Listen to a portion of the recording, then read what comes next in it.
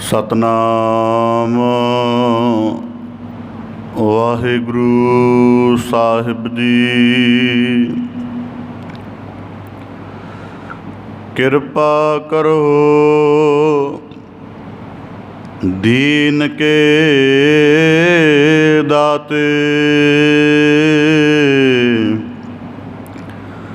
ਮੇਰਾ ਗੁਣ ਅਵਗਣ ਨਾ ਵਿਚਾਰੋ ਕੋਈ। ਮਾਟੀ ਕਾ ਕਿਆ ਧੋਪੈ ਸੁਆਮੀ, ਮਾਨਸ ਕੀ ਗਤ ਹੀ।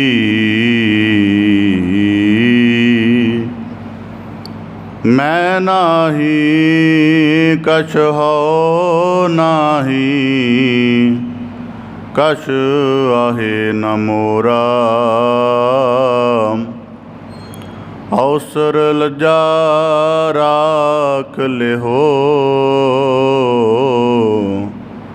ਸਦਨਾ ਜਨ ਤੋਰਾ।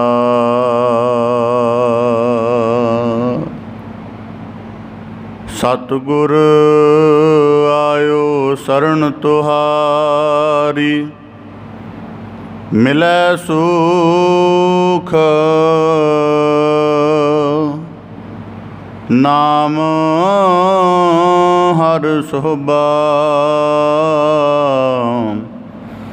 ਚਿੰਤਾ ਲਾਹੇ ਹਮਾਰੀ, ਗਿਆਨ ਧਿਆਨ ਕਿਛ ਕਰਮ ਨ ਜਾਣਾ। ਨਾਹੇ ਨਾ ਨਿਰਮਲ ਕਰਨੀ, ਸਾਧ ਸੰਗਤ ਕੈ ਅੰਚਲ ਲਾਵੋ। ਬਿਖਮ ਨਦੀ ਜਾਏ ਤਰਨੀ, ਬੇਸੁਮਾਰ ਅਥਾਹ ਅਗਨਤ ਤੋਲੇ। ਜੋ ਬੁਲਾਵੋ ਤਿਉ ਨਾਨਕ ਦਾਸ ਬੋਲੇ। ਸਤਨਾਮ ਵਾਹਿਗੁਰੂ ਸਾਹਿਬ ਜੀ। ਮਹੱਲਾ ਪੰਜਵਾ। ਗਾਥਾ। ਇਕ ਓੰਕਾਰ ਸਤਿਗੁਰ ਪ੍ਰਸਾਦ, ਕਰਪੂਰ ਪਹੁਪ ਸੁਗੰਧਾ। ਪਰਸ ਮਾਨੁਖਯ ਦੇਹੰ ਮਲੀਣੰ, ਕਰਪੂਰ ਪਹੁਪ ਸੁਗੰਧਾ।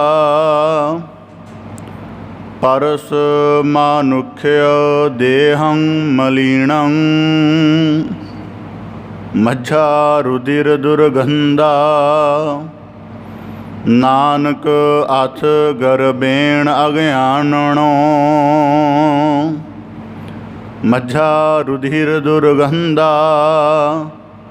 ਨਾਨਕ ਅਥ ਗਰਬੇਣ ਅਗਿਆਨਣੋ।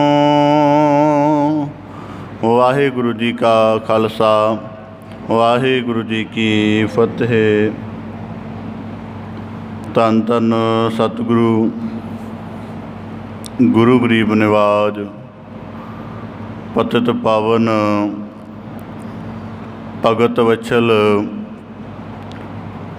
ਕਿਰਪਾ ਨਿਧ ਦਇਆ ਨਿਧ ਕਰੁਣਾ ਨਿਧ ਸਤਿਗੁਰੂ ਸ੍ਰੀ ਗੁਰੂ ਗ੍ਰੰਥ ਸਾਹਿਬ ਜੀ ਦੀਨ ਦਇਆਲ ਪਾਤਸ਼ਾਹ, ਤਿਨਾਂ ਦੀ ਅਪਾਰ ਮਿਹਰਾਮਤ ਹੈ, ਦਇਆ ਬਖਸ਼ਿਸ਼ ਹੈ, ਜੋ ਸਾਨੂੰ ਸਤਿਗੁਰੂ ਸਾਹਿਬ ਜੀ ਨੇ ਸਭ ਨੂੰ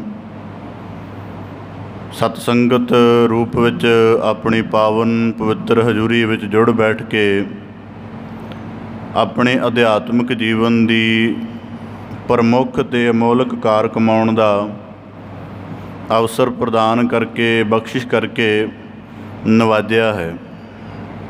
ਆਮ ਕਰਕੇ ਸੰਸਾਰ ਦੀ ਤੋਰ ਨੂੰ ਦੇਖਿਆ ਜਾਵੇ ਤਾਂ ਅਗਰ ਕੋਈ ਬੰਦਾ ਮਾਇਆ ਦੇ ਪ੍ਰਪੰਚ ਕਰਕੇ ਧਨ ਕਮਾ ਰਿਹਾ ਹੈ, ਜਾਂ ਕਿਸੇ ਵਿਸ਼ੇ ਵਿਕਾਰਾਂ ਵਿੱਚ ਲਿਪਤ ਹੈ, ਜਾਂ ਕੋਈ ਹੋਰ ਯਤਨ ਕਰ ਰਿਹਾ ਹੈ, ਉਸ ਨੂੰ ਪੁੱਛ ਲਿਆ ਜਾਵੇ ਕਿ ਇਹ ਯਤਨ ਕਿਉਂ ਕੀਤਾ ਜਾ ਰਿਹਾ ਹੈ, ਤਾਂ ਸੁਭਾਵਿਕ ਹਰੇਕ ਇਨਸਾਨ ਦਾ ਲਗਭਗ ਸਾਂਝਾ ਜਿਹਾ ਸਮਾਨ ਜਿਹਾ ਉੱਤਰ ਹੁੰਦਾ ਹੈ ਕਿ ਮਨ ਨੂੰ ਸਕੂਨ ਪਹੁੰਚਾ ਰਿਹਾ, ਮਨ ਨੂੰ ਸ਼ਾਂਤੀ ਪਹੁੰਚਾ ਰਿਹਾ, ਇਸ ਤਰ੍ਹਾਂ ਦਾ ਵਾਕ ਕਥਦੇ ਨੇ।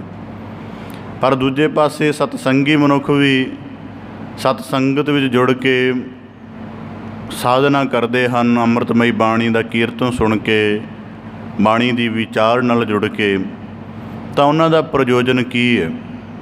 ਕਰਮ ਤਾਂ ਉਹਨਾਂ ਵਾਂਗ ਕੀਤਾ ਜਾ ਰਿਹਾ ਹੈ, ਪਰ ਇਹਨਾਂ ਦਾ ਕਰਮ ਇਹਨਾਂ ਨੂੰ ਸ਼ਵਸ਼ ਕਰੇਗਾ, ਉਹਨਾਂ ਦਾ ਕਰਮ ਉਹਨਾਂ ਨੂੰ ਥੋੜ੍ਹੇ ਸਮੇਂ ਦਾ ਮਾਨਸਿਕ ਸਕੂਨ ਤਾਂ ਦੇ ਦੇਗਾ, ਪਰ ਉਹਦੇ ਬਜਾਏ 10 ਗੁਣਾ ਮਲੀਨਤਾ ਦੇ ਨਾਲ ਮਨ ਨੂੰ ਮੈਲਾ ਕਰ ਦੇਗਾ। ਕਰਮ ਉਹਨਾਂ ਦਾ ਵੀ ਉਸੇ ਰੂਪ ਦੇ ਵਿੱਚ ਹੈ ਕਿ ਮਨ ਨੂੰ ਸਕੂਨ, ਆਤਮਿਕ ਸ਼ਾਂਤੀ ਪਹੁੰਚਾਉਣੀ ਹੈ, ਪਰ ਉੱਥੇ ਆਤਮਿਕ ਸ਼ਾਂਤੀ ਦੇ ਅਰਥ ਵੀ ਅਧੂਰੇ ਜਿਹੇ ਹੋ ਜਾਂਦੇ ਨੇ। ਮਨ ਨੂੰ ਸਕੂਨ ਪਾਉਣ ਦੇ, ਪਹੁੰਚਾਉਣ ਦੇ, ਸ਼ਾਂਤ ਕਰਨ ਦੇ ਅਰਥ ਵੀ ਥੋੜ੍ਹੇ ਭਟਕਣ ਵਾਲੇ ਹੋ ਜਾਂਦੇ ਨੇ। ਸਤਸੰਗੀ ਮਨੁੱਖ ਜਦੋਂ ਯਤਨ ਕਰਦਾ ਗੁਰਸਿੱਖ ਬਣ ਕੇ, ਤਾਂ ਉਦੋਂ ਉਹਦਾ ਯਤਨ ਭਾਵੇਂ ਹੌਲੀ ਹੌਲੀ ਫਲੀਭੂਤ ਹੁੰਦਾ, ਹੌਲੀ ਹੌਲੀ ਉਹਦੇ ਜੀਵਨ 'ਚ ਆਤਮਿਕ ਵਿਕਾਸ ਦੀ ਜਿਹੜੀ ਕੜੀ ਹੈ ਉਹ ਅੱਗੇ ਬਣਦੀ ਹੈ, ਪਰ ਉਹਦਾ ਯਤਨ ਮੈਲ ਨਹੀਂ ਪੈਦਾ ਕਰਦਾ।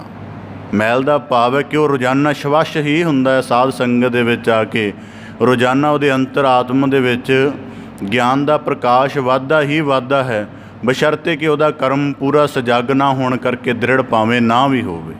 ਤਾਂ ਇਸ ਕਰਕੇ ਗੁਰੂ ਸਾਹਿਬ ਜੀ ਨੇ ਸਾਨੂੰ ਬਖਸ਼ਿਸ਼ ਕੀਤੀ ਕਿ ਸਤਸੰਗਤ ਵਿੱਚ ਜੁੜਨਾ ਅਤੀ ਉੱਤਮ ਗੱਲ ਹੈ। ਸਤਿਗੁਰੂ ਕਿਰਪਾ ਕਰਨ, ਐਸੇ ਭਾਵ, ਐਸੀ ਸਾਧਨਾ ਸਾਡੀ ਸਾਰਿਆਂ ਦੀ ਦ੍ਰਿੜ ਰਹੇ ਜੀ।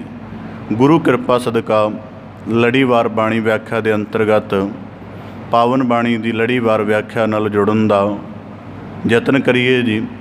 ਪਾਵਨ ਬਾਣੀ ਦੀ ਲੜੀਵਾਰ ਵਿਆਖਿਆ ਆਰੰਭ ਕਰਨ ਤੋਂ ਪਹਿਲਾਂ ਬੜੇ ਅਦਬ ਸਹਿਤ ਉਚਾਰਨ ਕਰੋ ਜੀ। ਸਤਨਾਮ ਸ੍ਰੀ ਵਾਹਿਗੁਰੂ ਸਾਹਿਬ ਜੀ। ਮਹੱਲਾ ਪੰਜਵਾਂ। ਗਾਥਾ।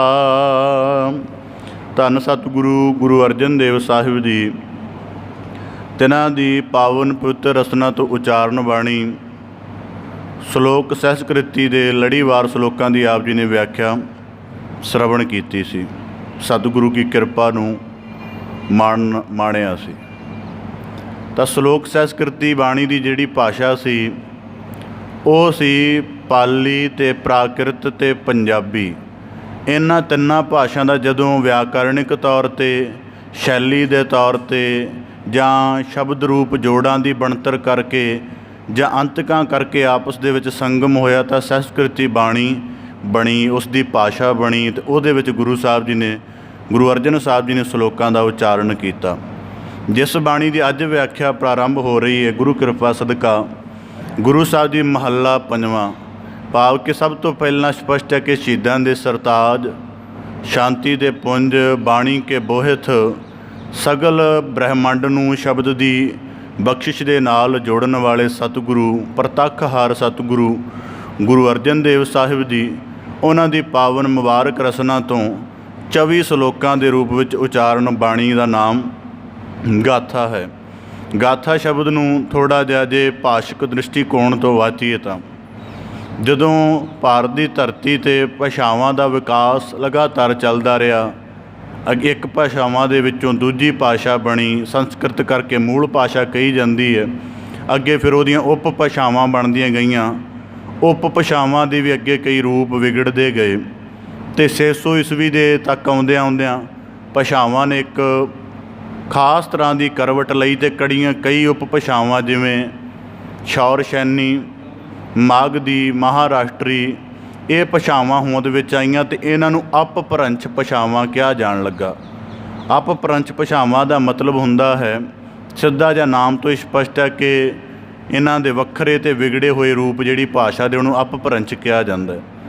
ਮੱਧਕਾਲੀਨ ਦੇ ਸਮੇਂ ਤੱਕ ਆਉਂਦਿਆਂ, ਭਾਵ ਕਿ 13ਵੀਂ 14ਵੀਂ ਸਦੀ ਤੱਕ ਆਉਂਦਿਆਂ ਜਿਤਨੇ ਗ੍ਰੰਥਾਂ ਦੀ ਰਚਨਾ ਹੁੰਦੀ ਸੀ ਜਾਂ ਧਾਰਮਿਕ ਕਥਾਵਾਂ ਲਿਖਣੀਆਂ ਹੁੰਦੀਆਂ ਸਨ, ਉਹਦੇ ਲਈ ਅਪਭ੍ਰੰਸ਼ ਜਿਹੜੀਆਂ ਸਨ ਭਾਸ਼ਾਵਾਂ ਦਾ ਪ੍ਰਯੋਗ ਹੋਣ ਲੱਗ ਪਿਆ ਸਾਂਝੇ ਜਿਹੇ ਰੂਪ ਦੇ ਵਿੱਚ, ਮਿਲੇ ਜੁਲੇ ਰੂਪ ਵਿੱਚ। ਤਾਂ ਇਸੇ ਪ੍ਰਕਾਰ ਜਿਹੜੀਆਂ ਅਪਭ੍ਰੰਸ਼ ਭਾਸ਼ਾਵਾਂ ਹੁੰਦੀਆਂ ਨੇ ਉਹਨਾਂ ਦੇ ਵਿੱਚ ਜਿਹੜਾ ਉਹ ਅੰਤਕ ਵਰਤਿਆ ਜਾਂਦਾ ਹੈ, ਮਤਲਬ ਅੱਖਰ ਦੇ ਅੰਤ ਵਿੱਚ ਉਹ ਆਉਂਦਾ, ਜਿਵੇਂ ਅਗਿਆਨਣੋ, ਇਸੇ ਪ੍ਰਕਾਰ ਜਾਣੋ, ਪਰਮਾਣੂ, ਹੋਵੰਤੋ, ਮਰਣੋ, ਇਸੇ ਪ੍ਰਕਾਰ ਚਿੱਤੋ, ਜਿੰਨੇ ਸ਼ਬਦ ਆਉਂਦੇ ਨੇ ਇਹ ਉਹ ਅੰਤਕ ਨੇ। ਅਤੇ ਇਹਦੇ ਤੋਂ ਪਤਾ ਲੱਗ ਜਾਂਦਾ ਹੈ ਕਿ ਇਹ ਅਪਭ੍ਰੰਸ਼ ਭਾਵ ਆ। ਜਿਹੜੀ ਸੰਸਕ੍ਰਿਤੀ ਬਾਣੀ ਸੀ ਉਹ ਪਾਲੀ, ਪ੍ਰਾਕ੍ਰਿਤ ਅਤੇ ਪੰਜਾਬੀ, ਉਹਨਾਂ ਤਿੰਨਾਂ ਭਾਸ਼ਾਵਾਂ ਦੇ ਸੰਗਮ ਵਿੱਚ ਬਣੀ ਸੀ। ਤਾਂ ਜਿਹੜੀ ਮਹੱਲਾ ਪੰਜਵਾਂ ਗਾਥਾ ਦੀ ਭਾਸ਼ਾ ਹੈ ਇਹ ਬਾਣੀ ਹੈ, ਇਹ ਬਣੀ ਹੈ ਅਪਭ੍ਰੰਸ਼ ਭਾਸ਼ਾਵਾਂ ਦੇ ਵਿੱਚ, ਭਾਵ ਕਿ ਪ੍ਰਾਕ੍ਰਿਤਾਂ ਤੋਂ ਅਗਲਾ ਜਿਹੜਾ ਭਾਸ਼ਾਵਾਂ ਦਾ ਰੂਪ ਹੈ। ਤਾਂ ਗੁਰੂ ਸਾਹਿਬ ਜੀ ਇਸੇ ਪ੍ਰਕਾਰ ਜਦੋਂ ਰਿਗਵੇਦ ਦੇ ਵਿੱਚ ਮੰਤਰਾਂ ਦੇ ਉਚਾਰਨ ਲਈ ਜਿਸ ਛੰਦ ਦਾ ਪ੍ਰਯੋਗ ਕੀਤਾ ਜਾਂਦਾ ਹੈ ਉਸ ਨੂੰ ਗਾਥਾ ਕਿਹਾ ਜਾਂਦਾ ਹੈ। ਐਤਰੇय ਬ੍ਰਾਹਮਣ ਦੇ ਵਿੱਚ ਜਿਹੜਾ ਮਨੁੱਖ ਅਤੇ ਮਨੁੱਖ ਤੋਂ ਜਿਹੜੇ ਅੱਡਰੇ ਵਿਸ਼ੇ ਹਨ ਗਿਆਨ ਦੇ, ਜਦੋਂ ਉਹਨਾਂ ਨੂੰ ਲਿਖਿਆ ਜਾਂਦਾ, ਅੰਕਿਤ ਕੀਤਾ ਜਾਂਦਾ ਹੈ, ਉਹਨਾਂ ਦੇ ਲਈ ਗਾਥਾ ਪਦ ਵਰਤਿਆ ਜਾਂਦਾ ਹੈ। ਅਤੇ ਜਦੋਂ ਪਰਮੇਸ਼ਰ ਦੇ ਗੀਤ ਸ਼ਬਦ ਦੇ ਲਈ ਵੀ ਗਾਥਾ ਸ਼ਬਦ ਦਾ ਪ੍ਰਯੋਗ ਹੁੰਦਾ ਹੈ, ਅਤੇ ਗਾਥਾ ਸ਼ਬਦ ਲਈ ਗਾਹੂ ਛੰਦ ਦਾ ਵੀ ਪ੍ਰਯੋਗ ਹੁੰਦਾ, ਜਿਹਦੀਆਂ 27, 28, 29 ਮਾਤਰਾ ਹੁੰਦੀਆਂ ਨੇ। ਤਾਂ ਇਸੇ ਪ੍ਰਕਾਰ ਜਿਹੜੇ ਜੈਨ ਧਰਮ ਦੇ ਗ੍ਰੰਥ ਨੇ ਮਾਗਧੀ ਦੇ ਵਿੱਚ, ਉਹ ਵੀ ਇਸੇ ਅਪਭ੍ਰੰਸ਼ ਭਾਸ਼ਾਵਾਂ ਦੇ ਰੂਪ ਵਿੱਚ ਜਿਹੜੇ ਹਨ ਲਿਖੇ ਗਏ ਹਨ। ਬੁੱਧ ਧਰਮ ਦੀਆਂ ਥੇਰੀ ਗਾਥਾਵਾਂ ਜਾਂ ਧੰਮਪਦ ਦੇ ਜਾਂ ਕਈ ਹੋਰ ਜਿਹੜੀਆਂ ਬੁੱਧ ਮਤ ਨਾਲ ਉਹਨਾਂ ਦੇ ਜੀਵਨ ਦੀਆਂ ਕਥਾਵਾਂ ਹਨ ਬੁੱਧ ਮਤ ਦੀਆਂ, ਉਹ ਵੀ ਇਸੇ ਹੀ ਭਾਸ਼ਾਵਾਂ ਦੀ ਸ਼ੈਲੀ ਵਿੱਚ ਲਿਖੀਆਂ ਗਈਆਂ ਹਨ। ਜੇ ਮੱਧਕਾਲੀਨ ਦੇ ਗ੍ਰੰਥ ਪੜ੍ਹੀਏ, ਜਿਵੇਂ ਰਾਮਚਰਿਤਰ ਮਾਨਸ, ਪ੍ਰਿਥਵੀ ਰਾਜ ਰਾਸੋ, ਰਾਮਚੰਦਰ ਚੰਦਰਿਕਾ, ਇਹ ਆਦਿ ਗ੍ਰੰਥ ਜਿਹੜੇ ਹਨ ਇਹ ਵੀ ਸਾਰੇ ਅਪਭ੍ਰੰਸ਼ ਭਾਸ਼ਾ ਵਿੱਚ ਲਿਖੇ ਗਏ ਨੇ। ਭਾਵ ਸਰਲ ਕਹਿਣ ਦਾ ਕਿ ਜਿਹੜੀ ਭਾਸ਼ਾ ਅਸੀਂ ਮਹੱਲਾ ਪੰਜਵਾਂ ਗਾਥਾ ਬਾਣੀ ਦੇ ਹੇਠਾਂ ਪੜ੍ਹਦੇ ਹਾਂ, ਇਹੀ ਭਾਸ਼ਾ ਦੇ ਵਿੱਚ ਪਹਿਲਾਂ ਕਈ ਗ੍ਰੰਥ ਲਿਖੇ ਗਏ ਹਨ। ਅਤੇ ਇਹ ਭਾਸ਼ਾ ਵਿਆਕਰਣ ਦੇ ਰੂਪਾਂ ਤੋਂ ਬਹੁਤ ਵਾਰੀ ਮੁਕਤ ਹੁੰਦੀ ਹੈ, ਇਹਦਾ ਇੱਕ ਆਪਣਾ ਅੱਡਰਾ ਵਿਆਕਰਣ ਹੁੰਦਾ। ਇਸ ਕਰਕੇ ਕੋਸ਼ਕਾਰਾਂ ਨੇ ਅਰਥ ਕੀਤੇ ਹਨ ਕਿ ਗਾਥਾ ਦੇ ਅਰਥ ਹਨ ਕਿ ਜਿਹੜੀ ਵੈਦਿਕ ਛੰਦਾਂ ਤੋਂ ਵੱਖਰਾ ਅਤੇ ਭਿੰਨ ਰੂਪ ਰੱਖਦੀ ਹੋਵੇ। ਕਿਉਂਕਿ ਜਿਹੜੇ ਵੈਦਿਕ ਯੁੱਗ ਦੇ ਮੰਤਰ ਸਨ ਵੇਦਾਂ ਦੇ, ਉਹ ਸੰਸਕ੍ਰਿਤ, ਵੈਦਿਕ ਸੰਸਕ੍ਰਿਤ ਸੀ, ਉਹਦਾ ਉਚਾਰਨ ਬੜਾ ਕਠਿਨ ਸੀ ਅਤੇ ਆਮ ਲੋਕ ਕਰ ਨਹੀਂ ਸੀ ਸਕਦੇ। ਫਿਰ ਉਹ ਹੌਲੀ ਹੌਲੀ ਭਾਸ਼ਾ ਜਿਹੜੀ ਸਰਲ ਹੋਣ ਲੱਗ ਪਈ, ਉਹਦੇ ਲੋਕ ਰੂਪ ਬਣਨ ਲੱਗ ਪਏ। ਤਾਂ ਫਿਰ ਜਦੋਂ ਲੋਕ ਰੂਪ ਬਣਨ ਲੱਗ ਪਏ ਤਾਂ ਅਪਭ੍ਰੰਸ਼ ਭਾਸ਼ਾਵਾਂ ਹੋਂਦ ਵਿੱਚ ਆਈਆਂ, ਅਤੇ ਉਹਦੇ ਤਹਿਤ ਹੀ ਗੁਰੂ ਸਾਹਿਬ ਜੀ ਨੇ ਗਾਥਾ ਸ਼ਬਦ ਦਾ, ਗਾਥਾ ਬਾਣੀ ਦਾ ਉਚਾਰਨ ਕੀਤਾ। ਹੁਣ ਗਾਥਾ ਨੂੰ ਸਰਲ ਸ਼ਬਦਾਂ ਵਿੱਚ ਕਿਹਾ ਜਾਣਾ ਹੋਵੇ ਤਾਂ ਕਥਾ ਵੀ ਕਿਹਾ ਜਾਂਦਾ ਹੈ। ਜਿਵੇਂ ਗਾਥਾ ਬਾਣੀ 'ਚ ਮਿਲਦਾ ਹੈ, ਗਾਥਾ ਗੂੜ ਅਪਾਰੰ ਸਮਝਣੰ ਬਿਰਲਾ ਜਨਹ। ਜਿਵੇਂ ਅਸੀਂ ਗੁਰੂ ਸ਼ਬਦ ਦੀ ਕਥਾ ਕਰਦੇ ਹਾਂ ਤਾਂ ਕੀ ਹੁੰਦਾ ਹੈ ਕਿ ਗੁਰੂ ਕਿਰਪਾ ਸਦਕਾ ਜਦੋਂ ਸਾਨੂੰ ਬੁੱਧੀ ਅਤੇ ਨਵਾਜ਼ਿਸ਼ ਹੁੰਦੀ ਹੈ ਅਤੇ ਅਸੀਂ ਗੁਰੂ ਕੇ ਸ਼ਬਦ ਨੂੰ ਬੇਅੰਤ ਪੱਖਾਂ ਤੋਂ ਵਾਚ ਕੇ ਅਤੇ ਗੁਰੂ ਸ਼ਬਦ ਦੀ ਰੌਸ਼ਨੀ ਨੂੰ ਆਪਣੇ ਜੀਵਨ ਦਾ ਗਿਆਨ ਬਣਾਉਂਦੇ ਹਾਂ। ਤਾਂ ਇਸੇ ਪ੍ਰਕਾਰ ਗੁਰੂ ਅਰਜਨ ਸਾਹਿਬ ਜੀ ਨੇ ਮਹੱਲਾ ਪੰਜਵਾਂ ਗਾਥਾ ਦਾ ਭਾਵ ਕਿ ਪਰਮੇਸ਼ਰ ਦੇ ਗੀਤ, ਜਿਹਦੇ ਵਿੱਚ ਪਰਮੇਸ਼ਰ ਦੇ ਗੀਤ ਨੂੰ ਦ੍ਰਿੜ ਕਰਦਿਆਂ ਗਿਆਨ ਦੀ ਧਾਰਾ ਵਹਿੰਦੀ ਹੋਵੇ, ਤੱਤ ਗਿਆਨ ਦਾ ਚਾਨਣ ਪੈਦਾ ਹੁੰਦਾ ਹੋਵੇ, ਅਤੇ ਜਿਹਦੇ ਕਰਕੇ ਸਾਰੇ ਨਿਰਮਲ ਕਰਮ ਪ੍ਰਦੀਪਤ ਹੋ ਜਾਂਦੇ ਹਨ, ਉਸ ਬਾਣੀ ਦਾ ਨਾਮ ਗਾਥਾ ਕਿਹਾ ਜਾਂਦਾ। ਜੇ ਸਰਲ ਜਿਹੇ ਤੌਰ 'ਤੇ ਜਿਹੜੇ ਰੋਜ਼ਾਨਾ ਬਾਣੀ ਦਾ ਪਾਠ ਕਰਦੇ ਨੇ, ਜੇ ਕਿਤੇ ਇਹਨਾਂ ਦੋਵਾਂ ਬਾਣੀਆਂ ਦਾ ਪਾਠ ਕਰਨ ਤਾਂ ਲਗਭਗ ਸਪਸ਼ਟ ਰਹੇਗਾ ਕਿ ਇਹਨਾਂ ਬਾਣੀਆਂ ਦਾ ਉਚਾਰਨ, ਇਹਨਾਂ ਦੇ ਸ਼ਬਦ ਰੂਪਾਂ ਦਾ, ਜੋੜਾਂ ਦਾ ਆਪਸ ਦੇ ਵਿੱਚ ਬੜੀ ਸਾਂਝ ਹੈ। ਇਸ ਪ੍ਰਕਾਰ ਗਾਥਾ ਬਾਣੀ ਦੇ ਅੰਤਰਗਤ ਗੁਰੂ ਸਾਹਿਬ ਜੀ ਬਖਸ਼ਿਸ਼ ਕਰਦੇ ਹਨ, ਇੱਕ ਓੰਕਾਰ ਸਤਿਗੁਰ ਪ੍ਰਸਾਦ, ਇੱਕ ਅਕਾਲ ਪੁਰਖ ਜੋ ਓੰਕਾਰ ਸਰੂਪ ਕਰਕੇ ਸਾਰੇ ਬ੍ਰਹਿਮੰਡ ਦਾ ਪ੍ਰਕਾਸ਼ਕ ਹੈ, ਸਗਲ ਜਗਤ ਦੀਆਂ ਨਾਨਾ ਪ੍ਰਕਾਰ ਦੀਆਂ ਕਿਰਿਆਵਾਂ ਦਾ ਹੁਕਮ ਰੂਪ ਕਰਕੇ, ਪ੍ਰਤਪਾਲਕ ਰੂਪ ਕਰਕੇ, ਸੰਘਾਰਕ ਰੂਪ ਕਰਕੇ, ਅਕਾਲ ਪੁਰਖ ਆਪ ਉਹਨਾਂ ਸਾਰੀ ਰਚਨਾ ਨੂੰ ਥੰਮਣ ਵਾਲਾ, ਆਧਾਰ ਦੇਣ ਵਾਲਾ। ਤਾਂ ਗੁਰੂ ਸਾਹਿਬ ਜੀ ਕਹਿੰਦੇ ਏਕ ਓੰਕਾਰ ਕਰਕੇ ਉਹ ਸਤ ਸਰੂਪ ਹੈ, ਭਾਵ ਕਿ ਸਦੀਵ ਹੈ। ਗੁਰ ਪ੍ਰਸਾਦ ਭਾਵ ਗੁਰੂ ਕਿਰਪਾ ਦੁਆਰਾ ਉਸ ਪਰਮ ਹਸਤੀ ਅਕਾਲ ਪੁਰਖ ਦੇ ਸਰੂਪ ਨੂੰ ਬੁੱਝਿਆ, ਜਾਣਿਆ ਅਤੇ ਸਮਝਿਆ ਜਾਂਦਾ ਕਿ ਉਸ ਅਕਾਲ ਪੁਰਖ ਦੀ ਹਸਤੀ ਸਗਲ ਬ੍ਰਹਿਮੰਡ ਦੇ ਵਿੱਚ ਕਿਸ ਕਿਸ ਰੂਪ ਕਰਕੇ ਵਿਆਪਕ ਹੈ, ਅਤੇ ਉਹ ਹਸਤੀ ਹੁਕਮ ਦੇ ਤਹਿਤ ਸਾਰੇ ਸੰਸਾਰ ਨੂੰ ਆਪਣੇ ਅਧੀਨ ਕਿਵੇਂ ਰੱਖਦੀ ਹੈ। ਤੇ ਗੁਰੂ ਸ਼ਬਦ ਦੇ ਗਿਆਨ ਦੁਆਰਾ ਉਸ ਪਰਮ ਅਕਾਲ ਪੁਰਖ ਦੀ ਸੋਝੀ ਹੁੰਦੀ ਹੈ। ਕਰਪੂਰ ਪੁਹਪ ਸੁਗੰਧਾ ਪਰਸ ਮਾਨੁਖਯ ਦੇਹੰ ਮਲੀਣੰ। ਇਸ ਬਾਣੀ ਦੇ ਵਿੱਚ 2-2 ਜਾਂ 3-3 ਪੰਕਤੀਆਂ ਵਾਲੇ ਸ਼ਲੋਕ ਹਨ। ਸ਼ਲੋਕ ਭਾਵੇਂ ਬੜੇ ਸੰਖਿਪਤ ਹਨ, ਪਰ ਧੰਨ ਸਤਿਗੁਰੂ ਭਾਈ ਵੀਰ ਸਿੰਘ ਜੀ ਨੇ ਲਿਖਿਆ ਕਿ ਕੋਈ ਇੱਕ ਪੰਡਤ ਸੀ ਜਿਹਦੇ ਨਾਲ ਗੁਰੂ ਅਰਜਨ ਸਾਹਿਬ ਜੀ ਦੀ ਗੋਸ਼ਟ ਹੋਈ, ਤਾਂ ਉਸਨੇ ਗੁਰੂ ਸਾਹਿਬ ਜੀ ਨੂੰ ਕਿਹਾ ਕਿ ਮੈਨੂੰ ਸੰਖੇਪ ਜਿਹੇ ਸ਼ਲੋਕਾਂ ਦੇ ਵਿੱਚ ਗਿਆਨ ਦਾ ਉਪਦੇਸ਼ ਦੇ ਕੇ ਨਵਾਜ਼ਿਸ਼ ਕਰੋ। ਤਦ ਗੁਰੂ ਸਾਹਿਬ ਜੀ ਨੇ ਸੰਖਿਪਤ ਬਾਣੀ 24 ਸ਼ਲੋਕਾਂ ਦੇ ਵਿੱਚ ਉਚਾਰਨ ਕਰਕੇ ਉਸ ਨੂੰ ਬਖਸ਼ਿਸ਼ ਕੀਤੀ ਸੀ। ਤਾਂ ਗੁਰੂ ਸਾਹਿਬ ਜੀ ਪਹਿਲੇ ਸ਼ਲੋਕ ਦੁਆਰਾ ਬਖਸ਼ਿਸ਼ ਕਰਦਿਆਂ ਫਰਮਾਉਂਦੇ ਹਨ, ਕਰਪੂਰ ਪੁਹਪ ਸੁਗੰਧਾ ਪਰਸ ਮਾਨੁਖਯ ਦੇਹੰ ਮਲੀਣੰ। ਤਾਂ ਪਹਿਲੇ ਸ਼ਲੋਕ ਵਿੱਚ ਗੁਰੂ ਅਰਜਨ ਸਾਹਿਬ ਜੀ ਬਖਸ਼ਿਸ਼ ਕਰਦੇ ਹਨ, ਸਾਡੀ ਜ਼ਿੰਦਗੀ ਦੀ ਅਸਲੀਅਤ ਦਾ ਇੱਕ ਪੱਖ, ਸਾਡੇ ਅਗਿਆਨ ਦੇ ਪੱਖ ਨੂੰ ਮੇਟ ਕੇ ਗਿਆਨ ਦਾ ਪ੍ਰਕਾਸ਼ ਗੁਰੂ ਅਰਜਨ ਸਾਹਿਬ ਜੀ ਕਰਦਿਆਂ ਹੋਇਆਂ ਫਰਮਾਉਂਦੇ ਹਨ, ਕਰਪੂਰ। ਜਿਵੇਂ ਆਮ ਤੌਰ 'ਤੇ ਸ਼ਲੋਕ ਦੀ ਪੂਰਵ ਵਿਆਖਿਆ ਤੋਂ ਪਹਿਲਾਂ ਕਿਹਾ ਜਾਵੇ, ਆਮ ਕਰਕੇ ਮਨੁੱਖ ਨੂੰ ਕਿਹਾ ਜਾਵੇ ਕਿ ਤੇਰੀ ਦੇਹ ਬੜੀ ਮਲੀਨ ਹੈ, ਬੜੀ ਅਪਵਿੱਤਰ ਹੈ, ਗੰਦਗੀ ਦੇ ਨਾਲ ਭਰੀ ਹੋਈ ਹੈ, ਜਾਂ ਇਸ ਤਰ੍ਹਾਂ ਦੇ ਵਾਕ ਕਹੇ ਜਾਣ, ਅਤੇ ਬਹੁਤ ਵਾਰੀ ਮਨੁੱਖ ਇਸ ਗੱਲ ਨਾਲ ਸਹਿਮਤ ਨਹੀਂ ਹੁੰਦਾ। ਉਹ ਕਹਿੰਦਾ ਮੈਂ ਇਸ਼ਨਾਨ ਕੀਤਾ, ਮੈਂ ਚੰਗੀ ਤਰ੍ਹਾਂ ਪਵਿੱਤਰ ਹਾਂ, ਮੈਂ ਰੋਜ਼ਾਨਾ ਉਸ ਤਰ੍ਹਾਂ ਦੇ ਪਦਾਰਥ ਪੀਨਾ ਜਿਹਦੇ ਨਾਲ ਮੇਰਾ ਸਰੀਰ ਡਿਟੌਕਸੀਫਾਈ ਹੈ, ਨਸ਼ੇ ਦੀ ਮਾਤਰਾ ਮੇਰੇ ਸਰੀਰ 'ਚ ਨਹੀਂ, ਮੈਂ ਪਵਿੱਤਰ ਹਾਂ। ਪਰ ਗੁਰੂ ਸਾਹਿਬ ਜੀ ਪਹਿਲੇ ਸ਼ਲੋਕ ਵਿੱਚ ਸਾਨੂੰ ਦੇਹ ਦੇ ਪੱਧਰ ਦਾ ਜਿਹੜਾ ਅਹੰਕਾਰ ਹੁੰਦਾ ਹੈ ਉਸ ਨੂੰ ਨਿਵਰਤ ਕਰਦਿਆਂ ਹੋਇਆਂ ਗੁਰੂ ਸਾਹਿਬ ਜੀ ਬਖਸ਼ਿਸ਼ ਕਰਦੇ ਹਨ, ਕਰਪੂਰ ਪੁਹਪ ਸੁਗੰਧਾ। ਹੁਣ ਮਨੁੱਖ ਕਹੇਗਾ ਠੀਕ ਹੈ ਕਿ ਮਲ ਮੂਤਰ ਦੀ ਜਿਹੜੀ ਆਦਿਕ ਗੰਦਗੀ ਹੈ ਉਹ ਸਰੀਰ ਅੰਦਰ ਵਿਆਪਕ ਹੈ, ਮੌਜੂਦ ਹੈ, ਪਰ ਬਾਹਰੋਂ ਤਾਂ ਪਰਦਾ ਕੀਤਾ ਹੋਇਆ, ਉਹ ਪਤਾ ਨਹੀਂ ਲੱਗਦਾ। ਤਾਂ ਗੁਰੂ ਸਾਹਿਬ ਜੀ ਕਹਿੰਦੇ ਭਾਵੇਂ ਪਤਾ ਨਹੀਂ ਲੱਗਦਾ, ਹੁਣ ਤੇਰੀ ਦੇਹ ਅਪਵਿੱਤਰ ਹੈ, ਇਹਨੂੰ ਸਿੱਧ ਕਰਨਾ ਹੈ। ਸਾਡੀ ਦੇਹ ਕਿੰਨੀ ਅਪਵਿੱਤਰ ਹੈ, ਕਿੰਨੀ ਮੈਲੀ ਹੈ, ਤਾਂ ਉਹ ਸਿੱਧ ਕਰਨ ਦੇ ਲਈ ਗੁਰੂ ਸਾਹਿਬ ਜੀ ਬਖਸ਼ਿਸ਼ ਕਰਦੇ ਕਰਪੂਰ। ਜਿਵੇਂ ਇੱਕ ਧਾਤ ਵਰਤੀ ਜਾਂਦੀ ਨਾ, ਮੁਸ਼ਕ ਕਾਫੂਰ, ਜਿਹੜੀ ਆਮ ਬਾਜ਼ਾਰਾਂ ਦੁਕਾਨ 'ਚੋਂ ਮਿਲ ਜਾਂਦੀ ਹੈ, ਸੁਗੰਧੀ ਦੇ ਲਈ ਜਲਾਉਣ ਕਰਕੇ ਵਰਤੀ ਜਾਂਦੀ, ਸਰੀਰ ਉੱਪਰ ਲਗਾਈ ਜਾਂਦੀ ਹੈ। ਤਾਂ ਗੁਰੂ ਸਾਹਿਬ ਜੀ ਕਹਿੰਦੇ ਕਰਪੂਰ ਭਾਵ ਮੁਸ਼ਕ ਕਪੂਰ ਆਦਿਕ ਦੀ ਟਿੱਕੀ ਦੀ ਜਿਹੜੀ ਸੁਗੰਧੀ ਲਈ ਵਰਤੀ ਜਾਂਦੀ ਹੈ। ਪੁਹਪ ਦਾ ਭਾਵ ਫੁੱਲ, ਜਿਵੇਂ ਸੰਸਕ੍ਰਿਤ ਵਿੱਚ ਪੁਸ਼ਪ ਆਖਿਆ ਜਾਂਦਾ ਹੈ। ਇਸੇ ਪ੍ਰਕਾਰ ਸੁਗੰਧਾ, ਕਈ ਪ੍ਰਕਾਰ ਦੇ ਇਤਰ ਮਹਿੰਗੇ ਆਦਿਕ ਜਿਹੜੇ ਗੁਲਾਬ ਤੋਂ ਵੀ, ਜਿਵੇਂ ਕਈ ਇਤਰ ਬਹੁਤ ਮਹਿੰਗੇ ਹੁੰਦੇ ਨੇ, ਪਹਿਲਾਂ ਗੁਲਾਬ ਤੋਂ ਵੀ ਜਿਹੜੇ ਮਹਿੰਗੇ ਫੁੱਲ ਨੇ ਉਹਨਾਂ ਦਾ ਅਰਕ ਕੱਢ ਕੇ ਅਤੇ ਉਹਦੇ ਅਰਕ ਨੂੰ ਫਿਰ ਪਿਓਰੀਫਾਇਰ ਕਰਕੇ ਅਤੇ ਥੋੜ੍ਹਾ ਜਿਹਾ ਬਣਾਇਆ ਜਾਂਦਾ। ਮੇਰਾ ਕਿਸੇ ਨਾਲ ਇਸ ਤਰ੍ਹਾਂ ਦਾ ਵਾਬਸਤਾ ਬਣਿਆ ਤਾਂ ਬਹੁਤ ਥੋੜ੍ਹੀ ਜਿਹੀ ਮਾਤਰਾ ਸੀ। ਕਹਿੰਦਾ ਅੰਦਾਜ਼ਨ ਕਿੰਨੀ ਕੁ ਹੋਵੇਗੀ, ਮੈਨੂੰ ਤਾਂ ਗਿਆਨ ਨਹੀਂ ਸੀ। ਮੈਂ ਕਿਹਾ ਕੋਈ ਹੋਏਗੀ 5-7 ਦੀ, ਕਹਿੰਦਾ 8-9 ਹਜ਼ਾਰ ਰੁਪਏ ਦੀ 100 ml ਹੈ। ਤਾਂ ਇਸੇ ਪ੍ਰਕਾਰ ਗੁਰੂ ਸਾਹਿਬ ਜੀ ਕਹਿੰਦੇ ਸੁਗੰਧਾ ਭਾਵ ਕਿ ਕੁੱਲ ਇਤਰ ਸੁਗੰਧੀਆਂ ਆਦਿਕ ਦੇ ਭਾਵ ਇਹ ਆਪਣੇ ਆਪ ਵਿੱਚ ਸੁਗੰਧੀ ਭਰੇ ਹਨ। ਇਹਨਾਂ ਦੀ ਆਪਣੀ ਇੱਕ ਖੁਸ਼ਬੂ ਹੈ ਅਤੇ ਇਹਨਾਂ ਦੀ ਖੁਸ਼ਬੂ ਹੀ ਇਹਨਾਂ ਦਾ ਵਿਸ਼ੇਸ਼ਣ ਹੈ, ਅਤੇ ਖੁਸ਼ਬੂ ਕਰਕੇ ਇਹਨਾਂ ਪਦਾਰਥਾਂ ਦਾ ਸਤਿਕਾਰ ਹੁੰਦਾ ਹੈ। ਫੁੱਲ ਦੀ ਸੁੰਦਰਤਾ ਵੀ ਤਾਂ ਹੈ, ਪਰ ਫੁੱਲ ਦੀ ਖੁਸ਼ਬੂ ਵੀ ਹੈ। ਕਰਪੂਰ ਜਿਹੜਾ ਹੈ, ਮੁਸ਼ਕਾਫੂਰ ਹੈ, ਉਹਦੇ ਤੋਂ ਸੁਗੰਧੀ ਪੈਦਾ ਹੁੰਦੀ ਹੈ, ਉਹਦਾ ਆਪਣਾ ਸਕਾਰ ਹੈ। ਪਰ ਗੁਰੂ ਸਾਹਿਬ ਜੀ ਕਹਿੰਦੇ ਇਹ 3 ਸੁਗੰਧੀਆਂ ਹੋਣ ਦੇ ਬਾਵਜੂਦ ਵੀ ਮਨੁੱਖ ਨੂੰ ਪਤਾ ਲੱਗ ਜਾਵੇ ਕਿ ਮੇਰੀ ਦੇਹ ਕਿੰਨੀ ਅਪਵਿੱਤਰ ਹੈ, ਤਾਂ ਗੁਰੂ ਸਾਹਿਬ ਜੀ ਕਹਿੰਦੇ ਪਰਸ ਮਾਨੁਖਯ। ਜਦੋਂ ਹੀ ਇਹ ਸੁਗੰਧੀ ਭਰੀਆਂ ਚੀਜ਼ਾਂ ਮਨੁੱਖ ਦੀ ਦੇਹ ਨਾਲ ਛੋਹ ਜਾਂਦੀਆਂ ਹਨ ਜਾਂ ਮਨੁੱਖ ਦੀ ਦੇਹ ਨਾਲ ਲੱਗ ਜਾਂਦੀਆਂ ਹਨ, ਮੇਲੀਣੰ, ਉਸੇ ਵਕਤ ਇਹ ਮੈਲੀਆਂ ਹੋ ਜਾਂਦੀਆਂ ਨੇ। ਬਹੁਤ ਮਹਿੰਗਾ ਸੈਂਟ ਆਦਿਕ ਲਗਾਇਆ ਹੋਵੇ ਅਤੇ ਜਦੋਂ ਸਰੀਰ 'ਚੋਂ ਪਸੀਨਾ ਨਿਕਲਦਾ ਅਤੇ ਉਹੀ ਸੈਂਟ ਜਿਹੜਾ ਦੁਰਗੰਧ ਦੀ ਅਪਵਿੱਤਰਤਾ ਵਾਲਾ ਬਣ ਜਾਂਦਾ। ਅਤੇ ਇਸ ਕਰਕੇ ਗੁਰੂ ਸਾਹਿਬ ਜੀ ਕਹਿੰਦੇ ਤੇਰੀ ਦੇਹ ਇੰਨੀ ਅਪਵਿੱਤਰ ਹੈ ਕਿ ਜਿਹੜੀਆਂ ਸੁਗੰਧੀਆਂ ਜਦੋਂ ਵੱਖਰੀਆਂ ਪਈਆਂ ਸਨ ਅਤੇ ਆਪਣੀ ਖੁਸ਼ਬੂ ਛੱਡ ਰਹੀਆਂ ਸਨ, ਉਹਨਾਂ ਤੋਂ ਖੁਸ਼ਬੂ ਕਈ ਲੈ ਰਹੇ ਸਨ, ਪਰ ਜਦੋਂ ਉਹੀ ਸੁਗੰਧੀਆਂ ਮਨੁੱਖ ਦੀ ਦੇਹ ਨਾਲ ਛੋਹ ਗਈਆਂ ਤਾਂ ਉਹ ਸਾਰੀਆਂ ਸੁਗੰਧੀਆਂ ਮਲੀਨ ਹੋ ਗਈਆਂ। ਮਤਲਬ ਇੰਨੀ ਮਨੁੱਖ ਦੀ ਦੇਹ ਪਵਿੱਤਰ ਹੈ। ਮੈਂ ਅਕਸਰ ਮੰਗਲਾਚਰਨ 'ਚ ਵਾਕ ਪੜ੍ਹਦਾ, ਗੁਰੂ ਕਿਰਪਾ ਉਹਦੀ ਟੈਂਸ ਸਮਝ ਹੈ। ਗੁਰਬਾਣੀ 'ਚ ਵਾਕ ਪੜ੍ਹਦਾ, ਗੁਰੂ ਸਾਹਿਬ ਜੀ ਕਹਿੰਦੇ ਹਨ ਕਿ ਕਿਰਪਾ ਕਰੋ ਦੀਨ ਕੇ ਦਾਤੇ, ਮੇਰਾ ਗੁਣ ਅਵਗੁਣ ਨਾ ਵਿਚਾਰੋ ਕੋਈ, ਮਾਟੀ ਕਾ ਕਿਆ ਧੋਪੈ ਸੁਆਮੀ।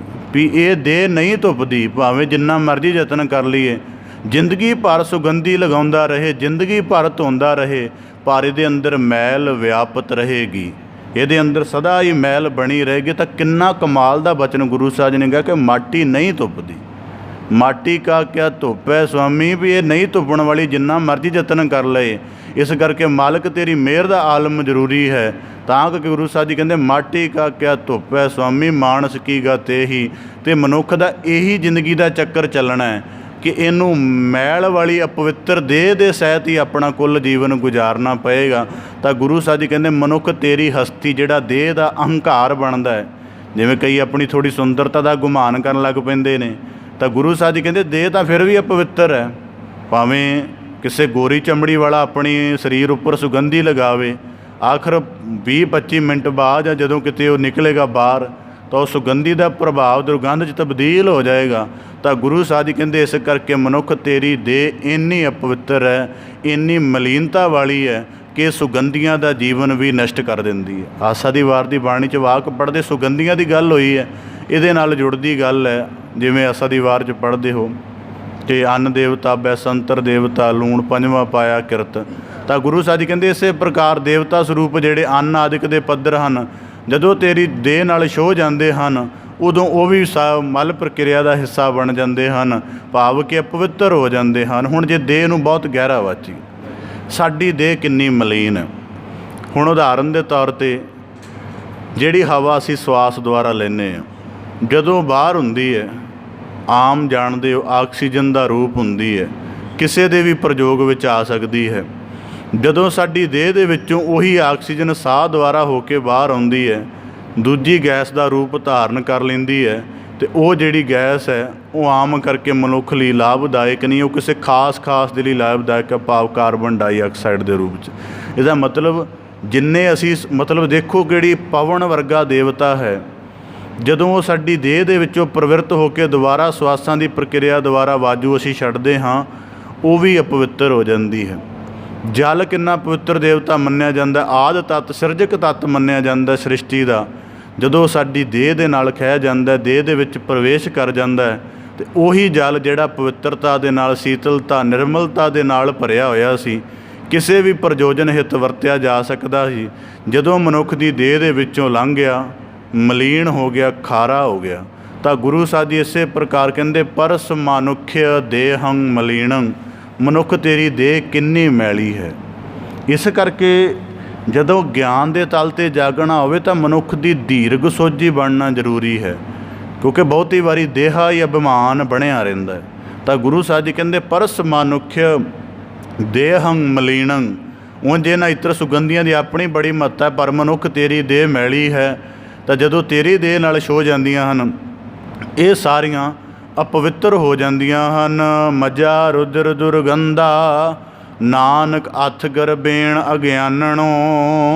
ਤਾਂ ਗੁਰੂ ਸਾਹਿਬ ਜੀ ਕਹਿੰਦੇ ਪਹਿਲਾ ਪੱਧਰ ਤਾਂ ਹੈ ਕਿ ਤੇਰੀ ਦੇਹ ਅਪਵਿੱਤਰ ਹੈ। ਇਸ ਕਰਕੇ ਸਮਝ ਆ ਜਾਂਦੀ ਹੈ ਕਿ ਜਦੋਂ ਸੁਗੰਧੀਆਂ ਵੀ ਤੇਰੀ ਦੇਹ ਨਾਲ ਛੁੰਦੀਆਂ ਨੇ, ਤਾਂ ਉਹ ਵੀ ਅਪਵਿੱਤਰ ਹੋ ਜਾਂਦੀਆਂ ਨੇ, ਦੁਰਗੰਧ ਵਾਲੀਆਂ ਹੋ ਜਾਂਦੀਆਂ ਨੇ। ਜੇ ਫਿਰ ਵੀ ਤੈਨੂੰ ਗੱਲ ਨਹੀਂ ਸਮਝ ਆਉਂਦੀ, ਤਾਂ ਗੁਰੂ ਸਾਹਿਬ ਜੀ ਕਹਿੰਦੇ ਮੱਝਾ ਦਾ ਭਾਵ ਹੈ ਖੂਨ, ਅਤੇ ਜਿਹੜੀ ਚਿਕਨਾਹਟ ਰੂਪ ਸਾਡੀ ਅੰਦਰ ਬਣਦੀ ਹੈ ਚਮੜੀ ਆਦਿਕ ਦੀ, ਉਹਨੂੰ ਰਲ ਮਿਲ ਕੇ ਬਣਨ ਵਾਲੀ ਮਿੱਝ, ਜਿਹਨੂੰ ਆਮ ਸ਼ਬਦਾਂ ਅਸੀਂ ਮਿੱਝ ਆਖਦੇ ਹਾਂ। ਰੁਦਰ ਦਾ ਭਾਵ ਹੈ ਖੂਨ।